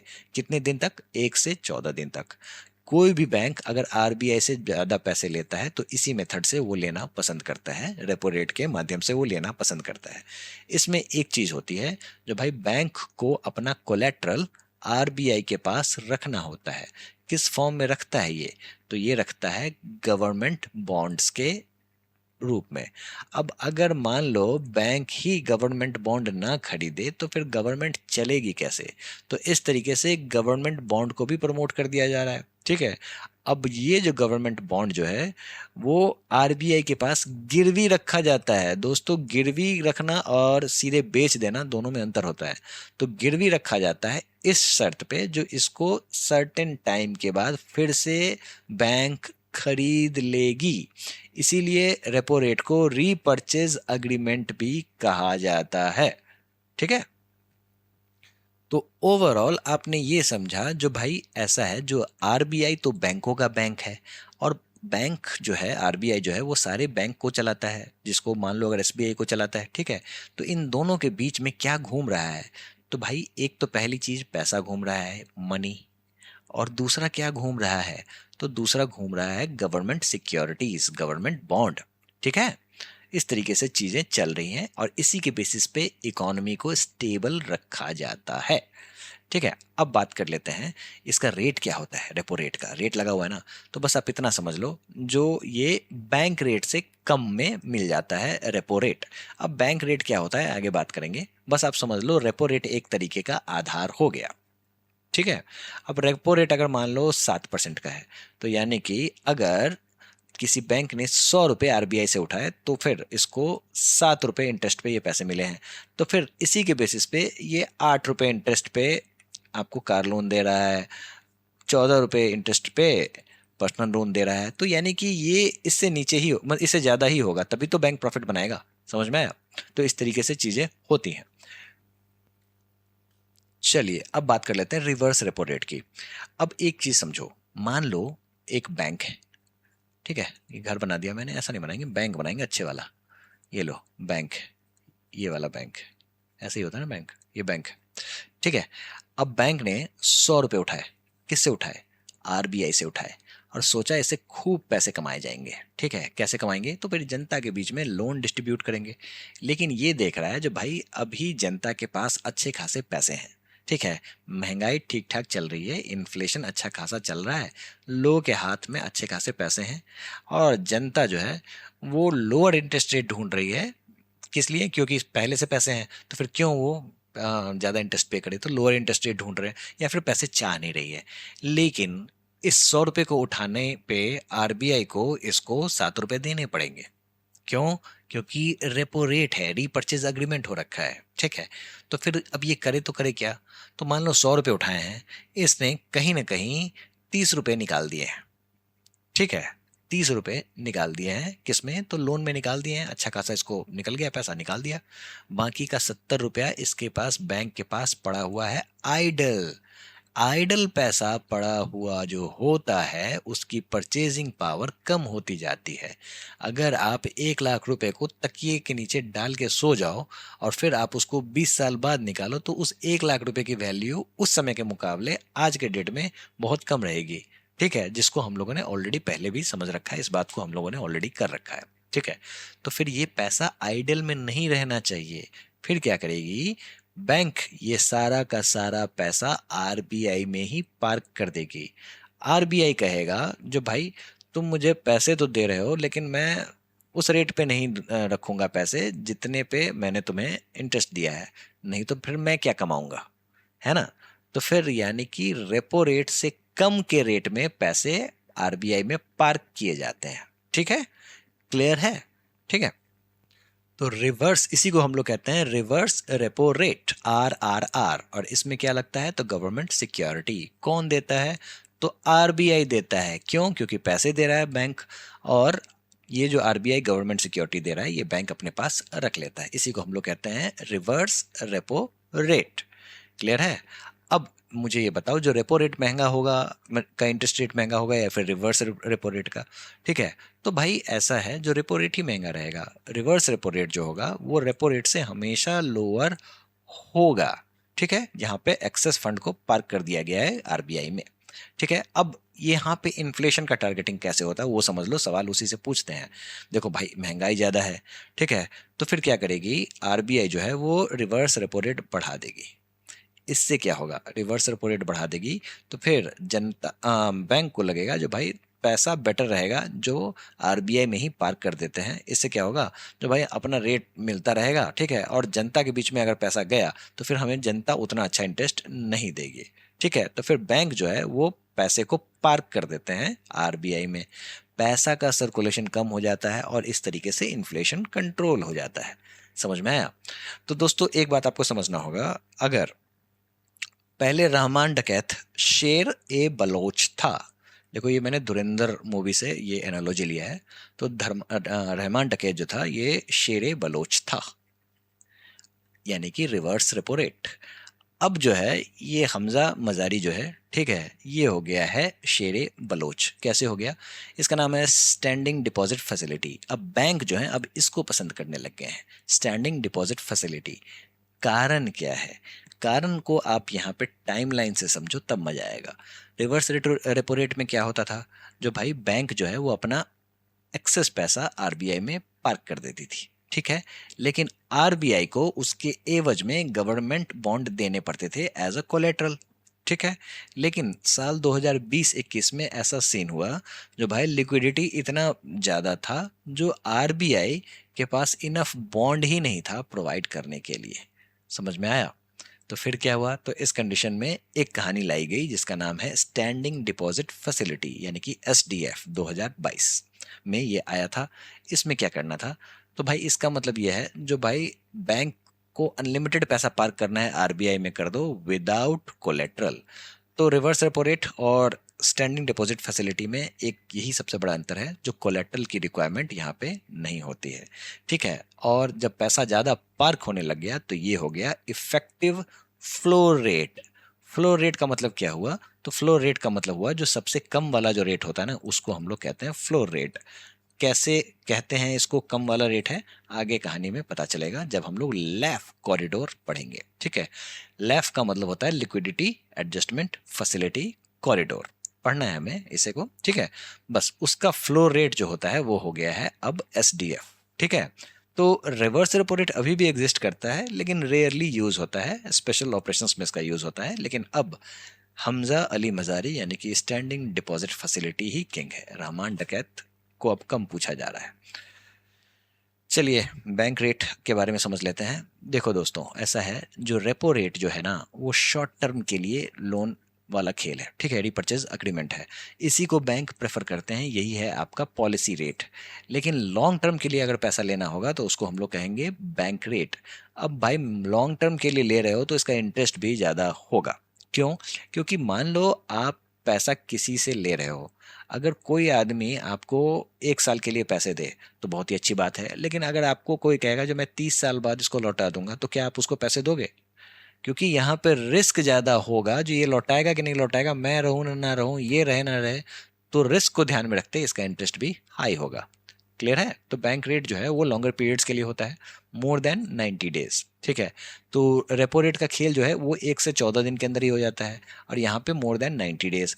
अब मोर देन 90 डेज में भाई कभी भी ईरान इसराइल वॉर हो गया या फिर कुछ भी हो गया तो फिर बहुत ज़्यादा फ्लक्चुएशन हो जाता है, यहाँ पे डेली का खेल है, तो फिर इसको लोग कम पसंद करते हैं। तो अब ये ट्रेडिशनली यूज्ड होता है, ठीक है, और ज़्यादातर ये पेनल रेट का रेफरेंस पॉइंट बन के रह गया है। कैसे? तो दोस्तों याद करो, हम लोगों ने देखा था जो एसएलआर और सीआरआर अगर मेंटेन नहीं हुआ तो फिर आपको जब रिपोर्टिंग होगी, जब इंस्पेक्शन होगा, तो फिर आपको पेनल्टी भरनी पड़ेगी। तो पेनल्टी कितनी होती थी? तो पहले टर्म के लिए बैंक रेट प्लस 3%, है ना। तो बस 3% ऑफ व्हाट? तो शॉर्टफॉल। बस आप इतना समझ लो, जो यहाँ पे बैंक रेट का काम अब इतना ही रह गया, जो एक तरीके का ये रेफरेंस बन के रह गया है। यहाँ पे सबसे इंपॉर्टेंट सवाल ये बनता है, जो क्या बैंक रेट पे पैसा उठाने में कोलेटरल चाहिए? नहीं चाहिए। ठीक है। तो अगर बैंक सीआरआर और एसएलआर को मेंटेन नहीं करता है तो पेनल्टी उससे लिंक होता है, ऑलरेडी हम लोगों ने समझ लिया है। नेचर की बात करें तो हमेशा ये रेपो रेट से महंगा होता है। क्यों? क्योंकि भाई इसमें अनसर्टेनिटी भी तो ज़्यादा है। ठीक है। तब आपने बैंक रेट भी समझ लिया, तो अब समझो मार्जिनल स्टैंडिंग फैसिलिटी। ठीक है।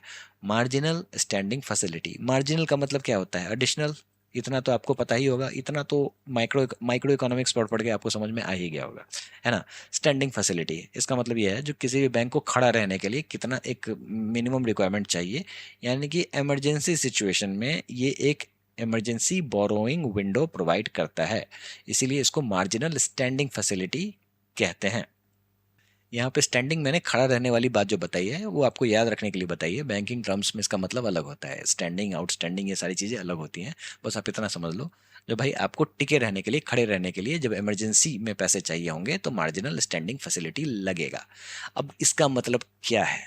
इसका मतलब ये है, जो भाई अगर बैंक ने सारे के सारे बॉन्ड निकाल दिए हैं, ठीक है, और उसको अर्जेंटली फंड चाहिए होगा, लेकिन उसको फंड मिलेगा कैसे? क्योंकि जब हम लोग रेपो रेट पे पैसे उठाते हैं तो कोलेट्रल आपको गिरवी रखना पड़ेगा। तो फिर इसमें बैंक क्या कहती है, जो भाई ऐसा है, वैसे तो आप एसएलआर को हाथ नहीं लगा सकते, इसका आपको एसएलआर गोल्ड, कैश और गवर्नमेंट सिक्योरिटी में ही मेंटेन करना होगा। लेकिन अगर आपको पैसे चाहिए तो फिर तुम गवर्नमेंट सिक्योरिटी एसएलआर में से निकाल लो, वहां से बॉन्ड लेकर आओ, 2% तक आप ला सकते हो। आपका जो भी एसएलआर कोटा है उसको 2% तक आप ला सकते हो। ठीक है।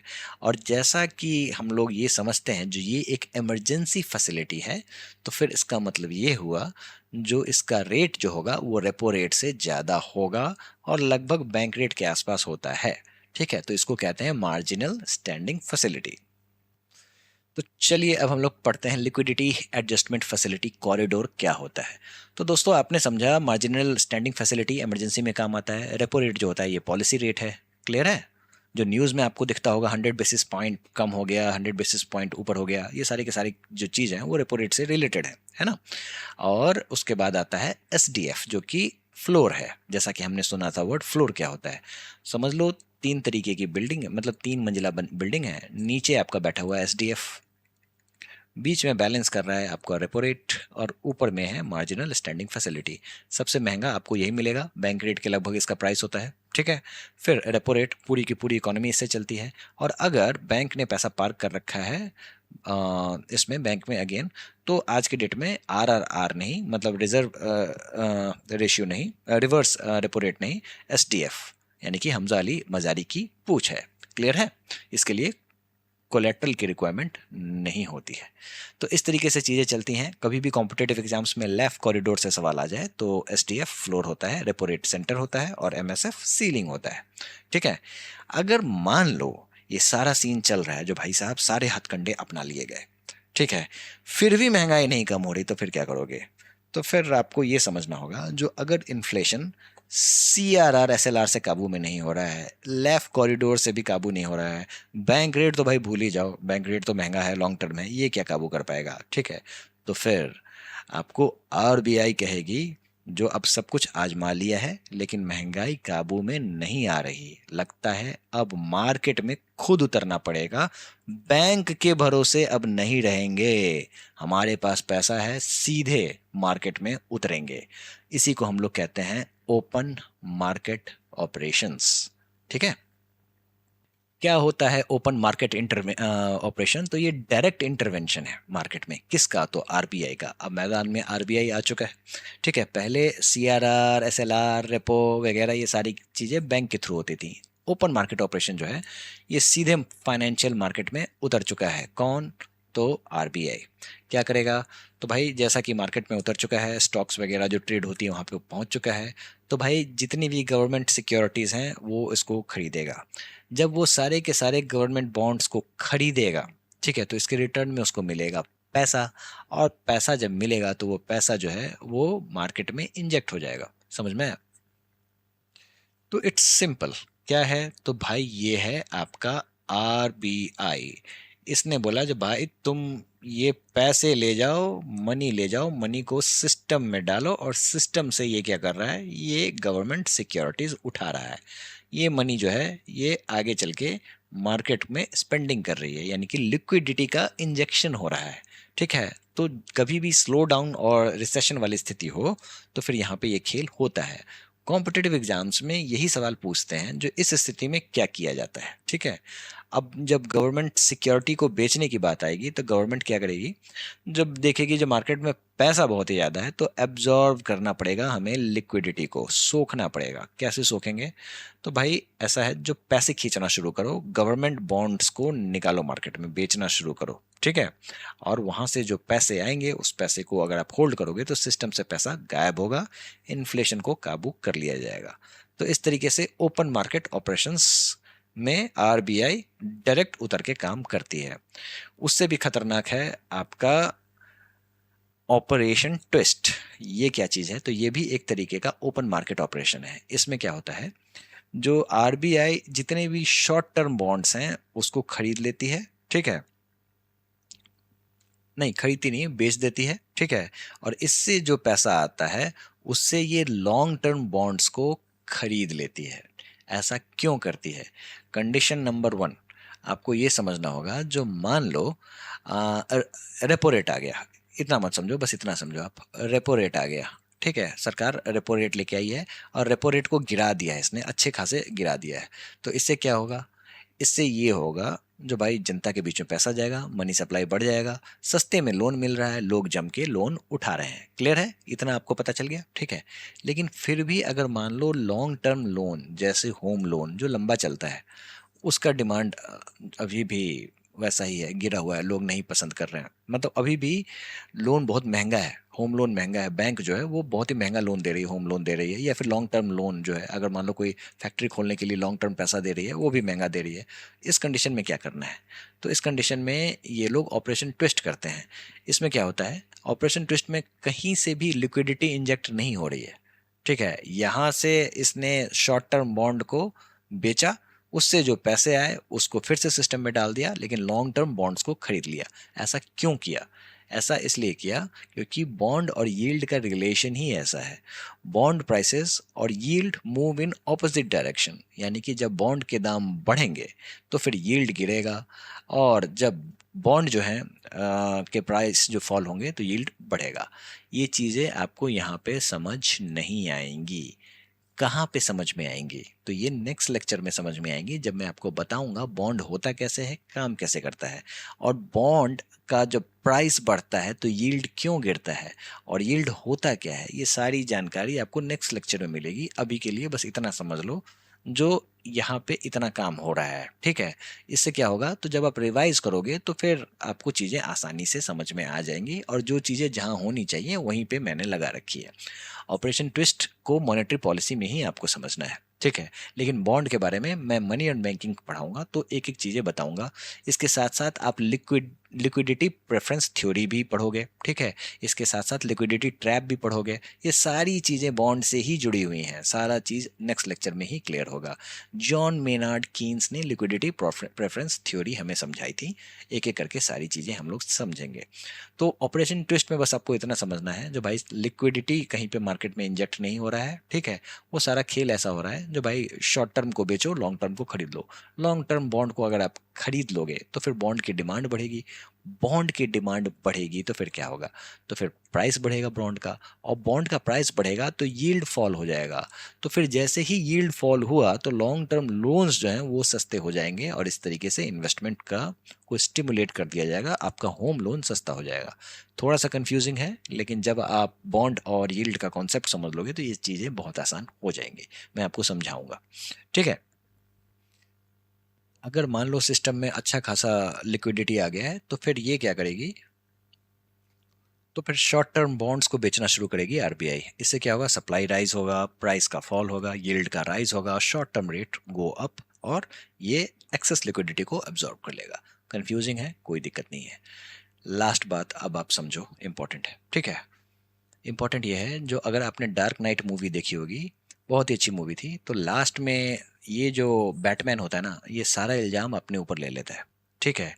और इसलिए ले लेता है क्योंकि ये जो गॉर्डन है वो उसको कहता है, ये इसलिए अपना इल्जाम ले रहा है क्योंकि वो इस लायक है, because he can take it, वो बर्दाश्त कर सकता है। जैसे भगवान शिव भी थे, उन्होंने विष क्यों पिया, क्योंकि वो बर्दाश्त कर सकते थे। अगर सिस्टम में विष ज़्यादा है, किसी और को नुकसान नहीं पहुंचाना है, ठीक है, तो फिर भगवान शिव आगे आते हैं और वो विष पान करते हैं, है ना, ताकि बाकी की जनता सुरक्षित रहे, ठीक है। तो सेम यहाँ पे बैटमैन वाली कहानी है। लास्ट का डायलॉग बड़ा ही फेमस था, because he can take it, because he is not our hero, he is a silent guardian, ठीक है। और a watchful protector, a dark knight, इसी को हम लोग अ डार्क नाइट कहते हैं, और यहीं पे ये मूवी खत्म हो जाती है, ठीक है। तो बेसिकली ये डार्क नाइट वाली भूमिका भी आरबीआई निभाता है, कहाँ पे, तो मार्केट को स्टेबलाइज करने में, ठीक है। ये लेके आता है मार्केट स्टेबलाइजेशन स्कीम, जिसके बारे में हम लोग समझेंगे।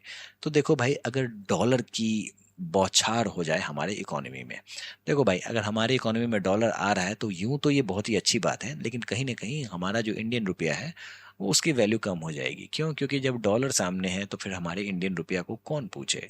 तो फिर ये डॉलर जो है वो आरबीआई एब्जॉर्व कर लेती है, और इसलिए, ठीक है, कैसे करती है, ताकि मार्केट, इंडियन मार्केट जो है उसमें वोलाटिलिटी ना आए, मतलब उथल पुथल ना आए। इसी को हम लोग कहते हैं मार्केट स्टेबलाइजेशन स्कीम। अगर मान लो हमारे सिस्टम में, मार्केट में फॉरेन कैपिटल का इनफ्लो ज्यादा हो जाए, अच्छा खासा पैसा आने लग जाए, आरबीआई क्या करेगी, डॉलर खरीदना शुरू करेगी। और डॉलर खरीदेगी तो इसके लिए इसको रुपए खर्च करने पड़ेंगे, क्योंकि ट्रांजैक्शन ही इस तरीके का होगा, जिसको हम लोग एक्सचेंज कहते हैं, जिसको हम लोग अच्छे से नेक्स्ट के नेक्स्ट लेक्चर में पढ़ेंगे, जिसका नाम है बैलेंस ऑफ पेमेंट, ठीक है। वैसे मनी बैंकिंग में भी थोड़ा बहुत पढ़ना है इसके बारे में, ठीक है। तो फिर रुपया रिलीज होगा, इससे क्या होगा, सिस्टम में लिक्विडिटी आएगा, और इससे इन्फ्लेशन का रिस्क आता है। इतना तो इसको पता है आरबीआई को, जो भाई अगर डॉलर सिस्टम में ज़्यादा आ गया तो उसे हमें एब्जॉर्ब करना ही पड़ेगा, लेकिन इससे खतरा ये रहता है, जो इस पे इन्फ्लेशन का खतरा रहता है, ठीक है। तो इसके लिए ये करना है, जो भाई हम लोग डॉलर खरीद भी लें और इसके एवज में हम लोग रुपया ना दें अपने इंडियन मार्केट को, उसको एक तरीके का बॉन्ड दे दें, तो कैसा रहेगा। इसी को हम लोग कहते हैं market stabilization scheme. MSS bond बनाया और दे दिया, ठीक है। क्या करेगा भाई ये, तो भाई जो भी सरप्लस रुपीज है उसको भी एब्जॉर्ब कर लेगा, तो यानी कि डॉलर भी अंदर आ गया, और जो रुपया जाना था उसके चक्कर में लोगों के हाथ में बॉन्ड पकड़ा दिया गया, ठीक है। अब ये जो बॉन्ड वाला पैसा है, इसको गवर्नमेंट के पास नहीं देना है। क्यों? क्योंकि यहाँ पे खेल इसलिए हो रहा है, क्योंकि भाई मैंने यहाँ पे लिक्विडिटी को ठीक करने के चक्कर में, डॉलर को एब्जॉर्ब करने के चक्कर में ये बॉन्ड निकाला है, गवर्नमेंट के स्पेंडिंग के लिए नहीं निकाला है। तो ये सारा का सारा बॉन्ड जो है वो आरबीआई अकाउंट में फ्रोजन होगा, जो भी पैसा इसके तहत आ रहा है। क्लियर है? क्योंकि इसका काम सिर्फ और सिर्फ लिक्विडिटी को स्टेबलाइज करना है और इन्फ्लेशनरी प्रेशर को कम करना है। तो ये सारी चीज़ें आपको पता होनी चाहिए, कॉम्पिटिटिव एग्जाम्स में पूछ देते हैं। अब एनसीईआरटी में इसको एक अच्छा सा वर्ड दिया गया है, इसका नाम है स्टेरलाइजेशन, जो आपको पता होनी चाहिए, ठीक है। स्टेरलाइजेशन क्या है, तो भाई neutralising the impact of foreign inflows on domestic money supply, याद कर लेना, इंपॉर्टेंट है, ठीक है। तो इस तरीके से आरबीआई स्टेरलाइज करती है थ्रू मार्केट स्टेबलाइजेशन स्कीम। तो अभी तक आपने आरबीआई मार्केट ऑपरेशंस क्या क्या देखा, तो ओपन मार्केट ऑपरेशंस, जहां पे बाई का क्या खेल है, तो भाई आरबीआई बाई करती है और पैसे रिलीज करती है सिस्टम में, ठीक है। इससे लिक्विडिटी बढ़ती है। ये खेल रिसेशन में होता है। ओपन मार्केट ऑपरेशन में आरबीआई बॉन्ड को सेल करती है तब जब उसको पैसे को वापस से खींचना है। इससे क्या होगा, तो लिक्विडिटी कम होगी, इन्फ्लेशन का कंट्रोल होगा। ऑपरेशन ट्विस्ट में क्या होता है, बस इतना याद कर लो, जो लॉन्ग टर्म बॉन्ड्स को बाई करना है, शॉर्ट टर्म को बेच डालना है। क्यों, तो भाई लॉन्ग टर्म लोन्स जो हैं वो अगर चीपर होंगे तभी जाके आपको सिस्टम में आरबीआई का रोल मॉनेटरी पॉलिसी का दिखेगा। अदरवाइज रेपो रेट कम करते रह जा रहे हैं, होम लोन कम हो ही नहीं रहा है। तो इस तरीके से यील्ड कर्व का एडजस्टमेंट होता है। सारी चीजें नेक्स्ट लेक्चर में पता चलेंगी, ठीक है। Don't worry about that. Market stabilization scheme हम लोगों ने समझा, जो स्पेशल बॉन्ड होता है जिसका काम लिक्विडिटी को ही एब्जॉर्व करना होता है, इसी को हम लोग स्टेबलाइजेशन कहते हैं। इतना समझ में आ गया तो एक बार चार्ट भी देख लो। तो भाई ऐसा है, जो एक तरफ है आरबीआई बैंकों की तरफ से repo rate, reverse repo rate और एसटीएफ लेके आ रही है, और दूसरा ओपन मार्केट ऑपरेशंस भी हो रहा है, ठीक है। तो repo rate, reverse repo rate और एसडीएफ ये एक तरीके का रीपर्चेज अग्रीमेंट है, एक तरीके का टेम्पोररी डील है। यहाँ पे एसडीएफ में रीपर्चेज वाली बात नहीं हो रही है, लेकिन बाकी में तो हो रही है, ठीक है। ओपन मार्केट ऑपरेशन में क्या है, जो भाई आपका आउटराइट ट्रेड है, परमानेंट डील है, जो चीजें बेच दी, खरीद दी। यहाँ पे गिरवी का कॉन्सेप्ट है ना, मॉर्गेज वाला हिसाब किताब है, जो भाई बैंकों को गिरवी रखा जा रहा है चीजें, ठीक। बैंक अपने कोलेटरल गिरवी रख रही है और आरबीआई भी अपने कोलेटरल गिरवी रख रही है, ये खेल है। यहाँ पे सीधे खरीद बिक्री का खेल है, पूछते हैं सवाल, ठीक है। तो भाई बॉन्ड्स एक तरफ प्लेज किए जा रहे हैं, ठीक है, ओनरशिप बैंक के पास ही होती है। यहाँ पे बॉन्ड्स का पूरा हस्तांतरण हो जाता है, ठीक है, पूरा बेच और खरीद हो जा रहा है। ऑब्जेक्टिव क्या है भाई, तो reverse repo rate SDF temporary liquidity को फोकस करती है, और ओपन मार्केट ऑपरेशन जो है वो ड्यूरेबल लिक्विडिटी को टारगेट करती है। लॉन्ग टर्म एडजस्टमेंट में ये सारी चीज़ें काम आती हैं। सवाल पूछते हैं, इसीलिए इसको टेबल के माध्यम से समझना जरूरी है। तो दोस्तों अब बात कर लेते हैं मॉनेटरी पॉलिसी के ट्रांसमिशन की। तो दोस्तों हमने एक चीज़ देखा, जो आरबीआई रेपो रेट कम कर रही है लेकिन होम लोन सस्ता ही नहीं हो रहा है, तो इसको कहीं ना कहीं ये कहेंगे जो भाई ट्रांसमिशन में दिक्कत आ रही है। तो जो पॉलिसी सेंटर ने बनाई है वो चीजें जनता के बीच में पहुंच ही नहीं रही है। ऊपर से रेपो रेट कम कर दिया, बैंक ने कम किया ही नहीं। तो भाई इसके लिए पहले कंडीशन था जिसका नाम है marginal cost of funds based lending rate, 2016 में आया था। और जैसे ही आया ताबड़तोड़ इसके ऊपर में सवाल आने शुरू हो गए थे, ठीक है। हर कॉम्पिटेटिव एग्जाम्स में इसके ऊपर में सवाल आया। इसका मतलब ये है, जो भाई बैंक ये कहता है, जो भाई हम ये नहीं देख रहे जो कितने पे पैसा हमने उठाया आरबीआई से और कितने उसके बेसिस पे हमें सप्लाई करना है, ठीक है। हम लोग ये देखेंगे जो भाई हम प्रॉफिट बना पा रहे हैं या नहीं बना पा रहे हैं। भाई हमारा एटीएम का खर्चा, बैंक का खर्चा, एम्प्लॉय का खर्चा, सारी चीज़ें जोड़ेंगे, फिर देखेंगे जो भाई हमें क्या रेट पे पैसा निकालना है, उसी बेसिस पे हम लोग निकालेंगे। इसको हम लोग कहते हैं marginal cost of funds based lending rate. Marginal यानी कि एडिशनल कॉस्ट वाला हिसाब किताब है, माइक्रो इकोनॉमिक्स वाला हिसाब किताब है। अब रेट थोड़ा सा हाई रहता था, यही कारण है जो स्लो था, अनफेयर था। इस चीज़ को ख़त्म कर दिया गया। अब हम लोग आ गए हैं EBLR यानी कि एक्सटर्नल बेंचमार्क लेंडिंग रेट, ठीक है। इसका मतलब ये है जो भाई तुम्हारा बेंचमार्क रेपो रेट ही होगा। अगर रेपो रेट आज कट हुआ है तो भाई 3 महीने के अंतर्गत अंदर अंदर तुम भी अपने रेट कट करोगे, ठीक है। और ये थोड़ा सा फास्ट और ट्रांसपेरेंट है। 3 महीने का विंडो इसलिए ताकि अगर आपका फायदा घाटा है तो उसी हिसाब से आप चीज़ों को एडजस्ट कर लो। तो आपने ट्रांसमिशन भी समझ लिया, तो अब समझ लो क्वालिटेटिव टूल। बस कहानी खत्म है, एक ही स्लाइड में ये सारी कहानी खत्म हो जाती है, ठीक है। देखो भाई अब ये आपने एक चीज़ तो समझ लिया, जो क्वांटिटी को कैसे कंट्रोल करना है थ्रू क्वांटिटेटिव टूल। अब आप समझो जो किस तरीके से पैसे का डायरेक्शन और यूज को दिमाग में रखते हुए पैसे घुमाए जाते हैं। तो सबसे पहली बात, मार्जिन रिक्वायरमेंट क्या है, इस बात का मतलब वो समझो। देखो भाई सोना बहुत ज्यादा महंगा हो रहा है, बात सही है ना, महंगा हो रहा है ना। अब तो हमारे बस की बात भी नहीं है खरीदना, इतना महंगा हो गया मान लो, ठीक है। यानी कि इसका जो ग्रोथ रेट है वो समझो इस तरीके से एक्सपेंड कर रहा है, ऐसे करके ऊपर भाग रहा है, ठीक है। और उसके हिसाब से हमारी महंगाई जो है वो उतनी नहीं भाग रही है, ठीक है। अब महंगाई उतनी नहीं भाग रही है, आपको बैंक का लोन अगर आप ले सकते हो तो लोन ले लो और सोने में इन्वेस्ट कर दो, ठीक है। इससे क्या होगा, तो इससे ये होगा जो सोने का दाम ऊपर जाएगा, आप फिर उस सोने को बेचो और फिर उससे जो पैसा बनेगा उससे आप अपने लोन को चुका देना। इसको कहते हैं स्पेकुलेशन। आपको ये पता है जो सोने का रेट और भी ऊपर जाएगा, नीचे नहीं आएगा। ये बात अगर चलो मैंने सोने का एग्जांपल दे दिया क्योंकि सोने का रेट सचमुच महंगा हो गया है, लेकिन अगर किसी को लगे ये जो भाई रियल एस्टेट तो बूम पे जाएगा, लेकिन अगर सभी लोग रियल एस्टेट पे इन्वेस्ट करने लग गए, ठीक है, तो फिर क्या होगा? तो ये मार्केट ही कोलैप्स कर जाएगा, क्योंकि उतना ज़्यादा रिटर्न तो सभी को मिलेगा नहीं। तो फिर रियल एस्टेट इधर कोलैप्स करेगा, बैंक भी कोलैप्स कर जाएगा। तो फिर बैंक यहाँ पे मार्जिन रिक्वायरमेंट का खेल खेलती है। कहने का मतलब क्या है, जो आपको पता है जो भाई मार्केट मॉर्गेज लोन देती है, बैंक मॉर्गेज लोन देती है, तो भाई कोलेट्रल वैल्यू को बढ़ा देगी।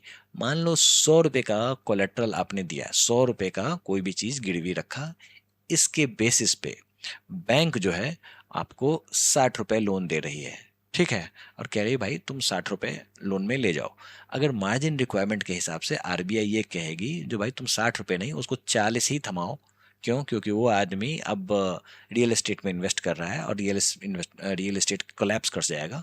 तो फिर इसको हम लोग कहते हैं मार्जिन रिक्वायरमेंट, जो कि स्पेकुलेशन को खत्म करता है। क्लियर हो गया? ठीक है। मोरल सुएशन आ जाओ। मोरल सुएशन क्या है?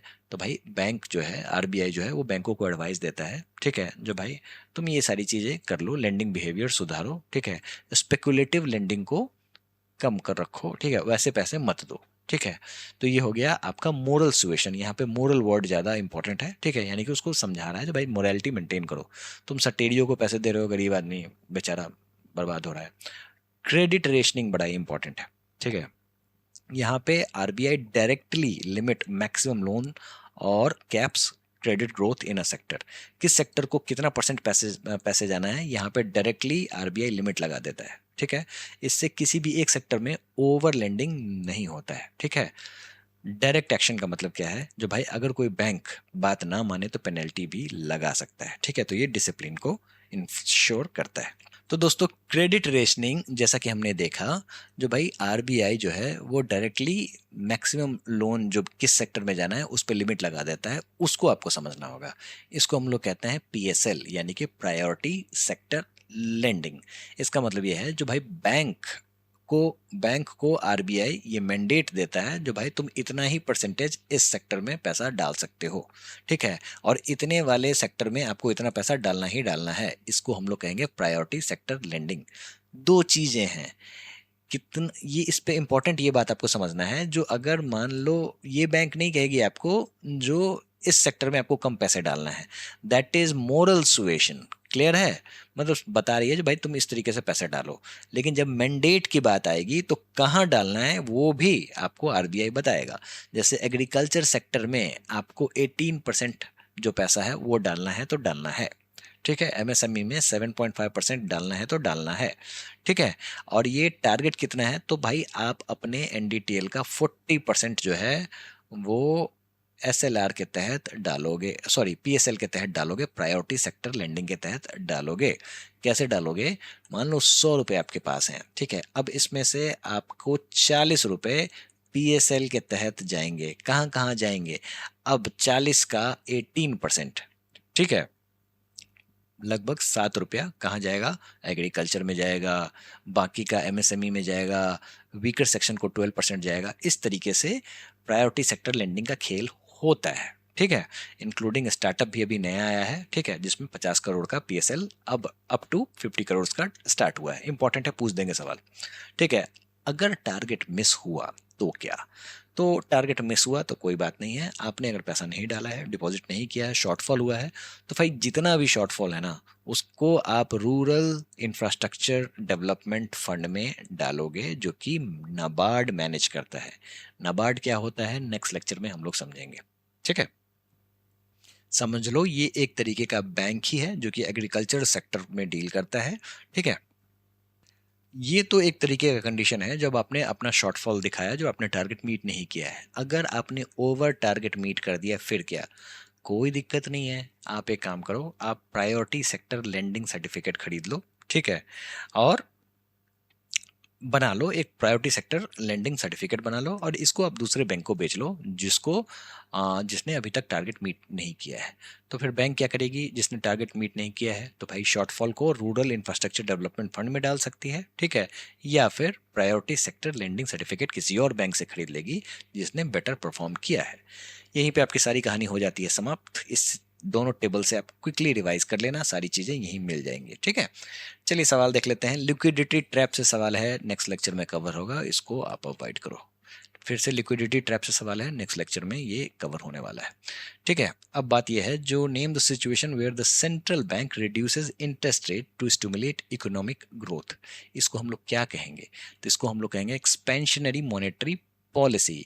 कॉन्ट्रैक्शनरी मॉनेटरी पॉलिसी किस सेंस में होता है? तो कॉन्ट्रैक्शनरी मॉनेटरी पॉलिसी तब होता है जब आप हॉकिश बिहेवियर दिखाते हो, एक्सपेंशनरी में आप डोविश बिहेवियर दिखाते हो। समझ में आया? आपको जनता के बीच में मनी सप्लाई बढ़ाना है, यहाँ पे मनी सप्लाई कम करना है। क्लियर है?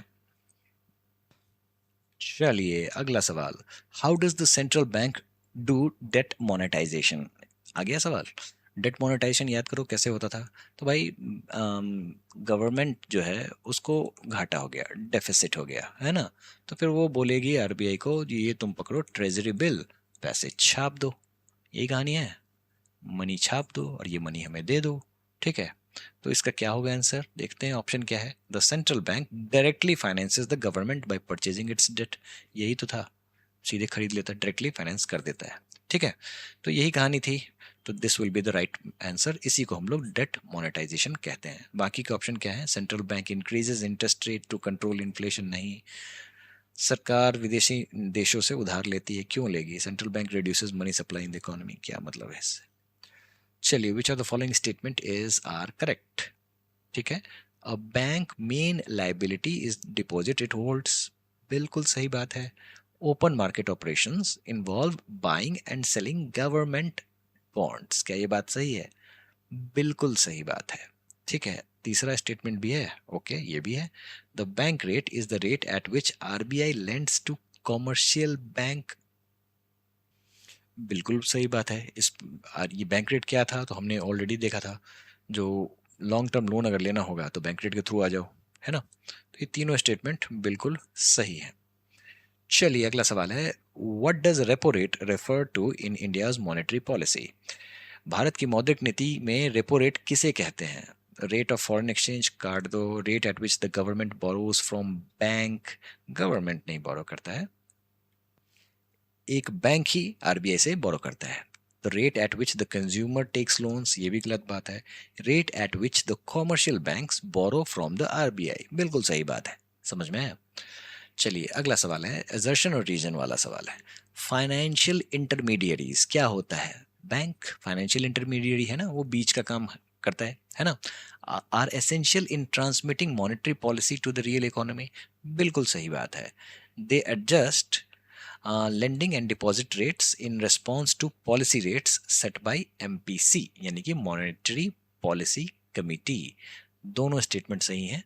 ठीक है, देखो भाई, क्या है, फाइनेंशियल इंटरमीडिएट्स के बिना आप मॉनेटरी पॉलिसी को उतने ढंग से उतार ही नहीं पाओगे। SLR, CRR, open market operation, open market operation में तो डायरेक्ट आ जा रहा है आरबीआई, नहीं तो आपका repo rate, reverse repo rate, SDF, ये सारे के सारे आपको बैंक के थ्रू ही तो होंगे, है ना। और इसी से लेंडिंग रेट और डिपॉजिट रेट जो है उसको कंट्रोल किया जाता है। चलिए, एजर्शन रीजन है, CRR and SLR requirements increase the lending capacity of bank, ये बढ़ाता है घटाता है? बताओ। ये तो भाई गलत बात है, ये तो घटाता है, तो ये स्टेटमेंट कम हो गया, गलत हो गया। अगला है reason, these requirements reduce the amount of money banks can lend to the public, ये बात तो बिल्कुल सही है। ठीक है, तो क्या है इसका आंसर? होगा तो ये होगा, ए फॉल्स है और आर ट्रू है ना, D. Which of the following statements about factors affecting the money multiplier is are correct? दोस्तों, मनी मल्टीप्लायर का जो कॉन्सेप्ट है हम लोग नेक्स्ट लेक्चर में पढ़ेंगे, वैसे समझ लेते हैं क्या है बात। ठीक है, मनी मल्टीप्लायर को प्रभावित करने वाले कारकों के संबंध के निम्नलिखित में से कौन सा कथन सही है? Cash held by individuals act as leakage and reduce the money multiplier, बिल्कुल सही बात है। कैसे क्या है तो वो समझो। अगर मान लो सिस्टम में पैसा घूम रहा है तो इसका मल्टीप्लायर इफेक्ट आपको देखने को मिलेगा तब जब ये किसी भी व्यक्ति का इनकम बनेगा। लेकिन अगर कोई व्यक्ति पैसे को लेकर बैठ जाए, ठीक है, उसको तकिए के नीचे रख कर सो जाए, तो इसको हम लोग कहेंगे सिस्टम से मनी लीक हो गया, यानी कि आउट हो गया। इसी को हम लोग लीकेज कहते हैं। और हम लोगों ने इसको समझ रखा है जब हम लोगों ने देखा था सर्कुलर फ्लो ऑफ इनकम। ठीक है, चलिए, तो ये बात आपको समझ में आ गई होगी। चलिए, high reserves held by banks with RBI increase the money multiplier. अगर हाई रिजर्व्स होल्ड कर लेगा तो क्या जनता के पास पैसे पहुंचेगा? नहीं। अगर सारे पैसे बैंक रिजर्व में ही रख लेगा, ठीक है, सीआरआर और एसएलआर में, तो क्या जनता के पास खाक पैसे पहुंचेगा? तो ये स्टेटमेंट हो गया गलत। तीसरा देख लेते हैं, a higher cash reserve ratio reduces the banking system capacity to create money. बिल्कुल सही बात है। तो 1 और 3 सही होगा, 2 हो गया आपका गलत। ठीक है, 1 और 3 only. In which year was the fixed rate repos in government securities introduced to give maneuverability in liquidity management? Manoeuvre, अच्छा वहां से। तो दोस्तों इसका आंसर है 1997। थोड़ा सा टफ सवाल है, ठीक है, कोई बात नहीं। विच of the following is a selective credit instrument? निम्नलिखित में से कौन सा चयनात्मक ऋण उपकरण है? सेलेक्टिव क्रेडिट इंस्ट्रूमेंट, ठीक है, क्या होगा भाई साहब? सीआरआर होगा? नो, ये तो ये है क्वांटिटेटिव टूल है। सेलेक्टिव क्रेडिट कौन सा कहलाएंगे इसको, किसको कहेंगे हम लोग? ठीक है, जो कि आपका क्वालिटेटिव टूल होगा, है ना। बैंक रेट है? नहीं, बैंक रेट भी आपका क्वांटिटेटिव टूल है, ये भी नहीं होगा। वेरिएबल रिजर्व रेशियो और क्रेडिट रेशनिंग, ठीक है। तो भाई ऐसा है, जो कैश रिजर्व रेशियो जो होता है, ठीक है, तो ये भी आपका क्वांटिटेटिव टूल है। लेकिन क्रेडिट रेशनिंग जो है ये आपका क्वालिटेटिव टूल है, जिसको हम लोग सेलेक्टिव क्रेडिट इंस्ट्रूमेंट भी कहते हैं। समझ में आया? क्रेडिट रेशनिंग में आता है हमारा प्रायोरिटी सेक्टर लेंडिंग, किसको कितने पैसे देने हैं, किस सेक्टर को, है ना। तो दोस्तों अगला सवाल है, intervention by the monetary authority of a country in the money market to keep money supply stable against the exogenous and the external shocks is called. इसको क्या कहेंगे? तो दोस्तों इसको कहेंगे स्टेरलाइजेशन। आ गया सवाल। एनसीईआरटी का मनी एंड बैंकिंग चैप्टर पढ़ोगे, चैप्टर नंबर 3, तो फिर आपको लास्ट में दिखेगा स्टेरलाइजेशन, वो भी बॉक्स में। ठीक है, इज्जत दी गई है इस टॉपिक को, और सवाल भी पूछ दिया। RBI act provides for how many members in the RBI monetary policy committee? बताइए, आप जल्दी जल्दी आगे बढ़े। 6 मेंबर्स, कोई दिक्कत नहीं होनी चाहिए। गवर्नमेंट के 3 और आरबीआई के 3। Dash refers to a method adopted by central bank to persuade or convince the commercial banks to advance credit in the economic interest of the country। केंद्रीय बैंक द्वारा वाणिज्यिक बैंकों के देश के आर्थिक हित में ऋण के लिए प्रेरित करने वाली विधि क्या कहलाती है? Persuade or convince is the keyword. The right answer is moral suasion। समझ में आया? The monetary policy instrument called the bank rate is aligned to, bank rate को किससे अलाइन किया गया है? तो इसको मार्जिनल स्टैंडिंग फैसिलिटी रेट से अलाइन किया गया था, जो हम लोगों ने ऑलरेडी पढ़ा। ये एक एमएसएफ क्या है? तो ये इमरजेंसी बोरोइंग टूल है।